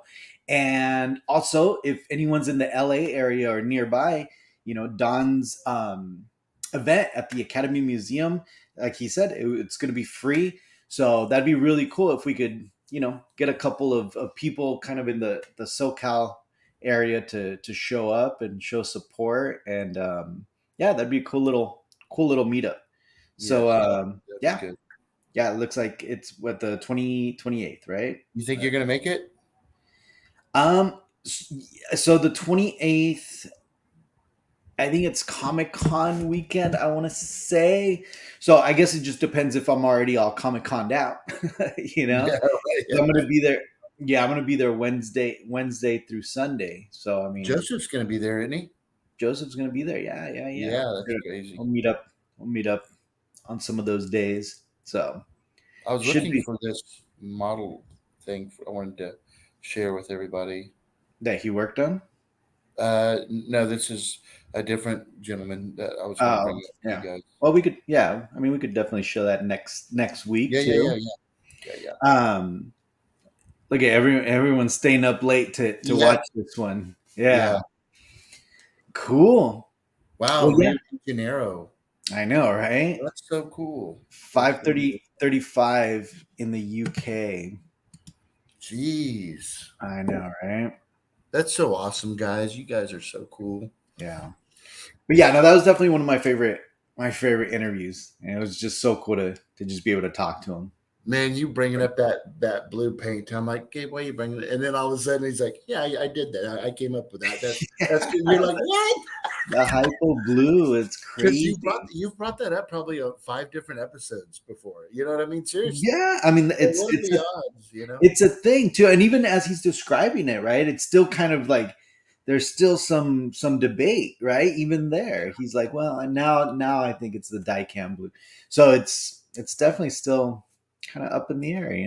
So You know what blows me away is, and this is, I mean, having all these industry guests, but it's crazy because the more and more that we have on here, mhm. but like this guy was around Lucas all the time. You Yeah, know what I mean? And obviously he's keeps to himself, yeah, and it's very respectful. But man, it's just like mhm. to be able to travel with all these crews and all the different Right? actors, and then I mean he suited up. I mean, can you that story alone of just hey, what about doing got an idea about Boba Fett and it's his lunchtime and Yeah, he's calling ass over to the archives it just yeah, and picks up a Boba Fett like he that's pieces together, and then you have all right, these guys are trying to, hey, that doesn't, it's not the right outfit, and he's like, dude, right. I picked it up out of a freaking You box. know what? I actually watched it today. Yeah, because I wanted to see the jetpack, and yeah, you could see Yeah, the slash. Like it's yeah, clear he does kind of go a little too far, angled, and you yeah. could see the slash. You know Yeah, what's cool though is that he actually fit in it. He was able to fit in that thing. You yeah, know what I mean? yeah, yeah. So, I but know, man. just the the touching of the cheek of that chick, and Yeah. and how everything worked out. Because I thought that was classy. You know what I mean? Yeah. Yeah. So, but yeah, man. Absolutely. Well, I mean, hopefully, we're going to have more industry guests, right? Yes, We yeah, talked to them about, possibly having some others. I mean, the names, right? The names that he was dropping, it's like yeah. just crazy, right? Like when I pulled out the plaque and he's just like, oh, yeah. Yeah. Yeah, and I that was fun know. afterwards. Yeah. A lot of guys didn't realize that he showed us his personal little lightsaber collection, which Oh, is yeah. His stuff. I Yeah. don't Yeah. I don't Yeah. mean to say little. I mean, he might not have had a big quantity, but they were Grail pieces, right? Oh, absolutely. Yeah. Yeah. Oh, but yeah, it was definitely one of my favorite interviews for sure. Yeah, and one of the things that's kind of tough sometimes is getting these guys. But just so you guys know that I work hard, and Gabe works really hard to reach out, and find these people, or people that we know that know these people, and they're what an honor, right, Gabe, to have them on Collection Wars. And Yeah. Yeah. Yeah. Yeah. and if I can say this right now, Gabe, this is something that you actually brought up, because we see this on Instagram, and we see it on other channels, and it doesn't necessarily have to be Star Wars collectible related, but Mhm. you see all these people like, oh, we're at the 5,000 subscribers, or and we're Mhm. going to give this away, or we're doing this, and Mhm. they're constantly hitting up so many different things in one day. And the Mhm. thing I think that really sets Collection Wars apart, and you said it, is it's our content. We come out once a week, Yeah. and just the content that we put out there, whether it's one of our viewers, Yeah. collections, or having these industry guests. I never in 1,000 years would have thought, a little over a year ago, Gabe, when me and you were talking that late night, that look, man, we're going to be talking to people like this, Yeah. and meeting these people that are hanging out with us on the 4th of July weekend. I know. I It know. just really means a lot to me, and Yeah. so.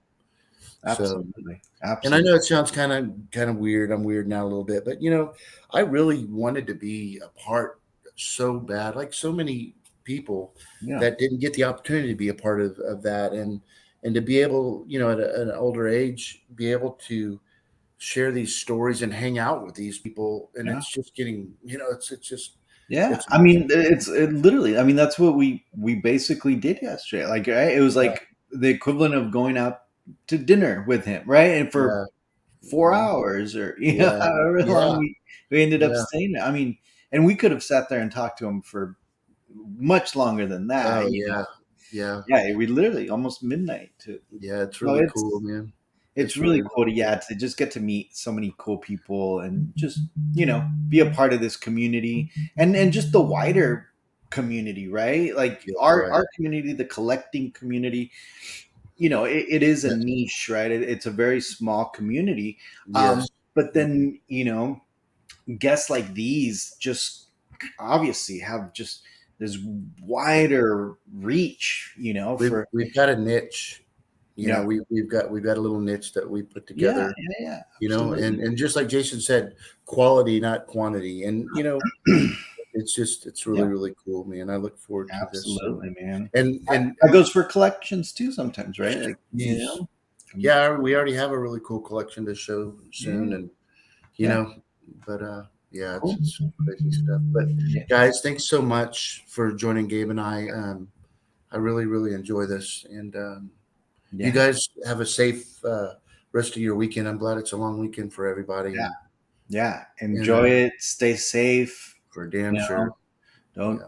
don't be drinking and driving. I don't want to get no calls. Middle of the So night. I've been back and forth tonight. I'm kind of binge watching the last three of the episodes of Stranger Things that just came out, the final Yeah, season of it, and yeah. checking all that. I want to do that too. Yeah, I probably tomorrow I'll spend the day binge watching it. Yeah, that's fun. It's Yeah, fun. Well, cool, cool, brother. everybody. Thanks for all the kind words, everybody, Yeah. towards the end there. So, All and I right. saw I saw Yeah, Scott hopped on. It's good to see Scott on. yeah, But absolutely. but yeah, you Cool. guys take care. And Yeah. we will see you next weekend. We'll see you guys, and yeah, next week. And again, have a safe 4th of July. Absolutely. See you guys. Thank you, guys. You're all clear, kid. Now let's blow this thing and go home.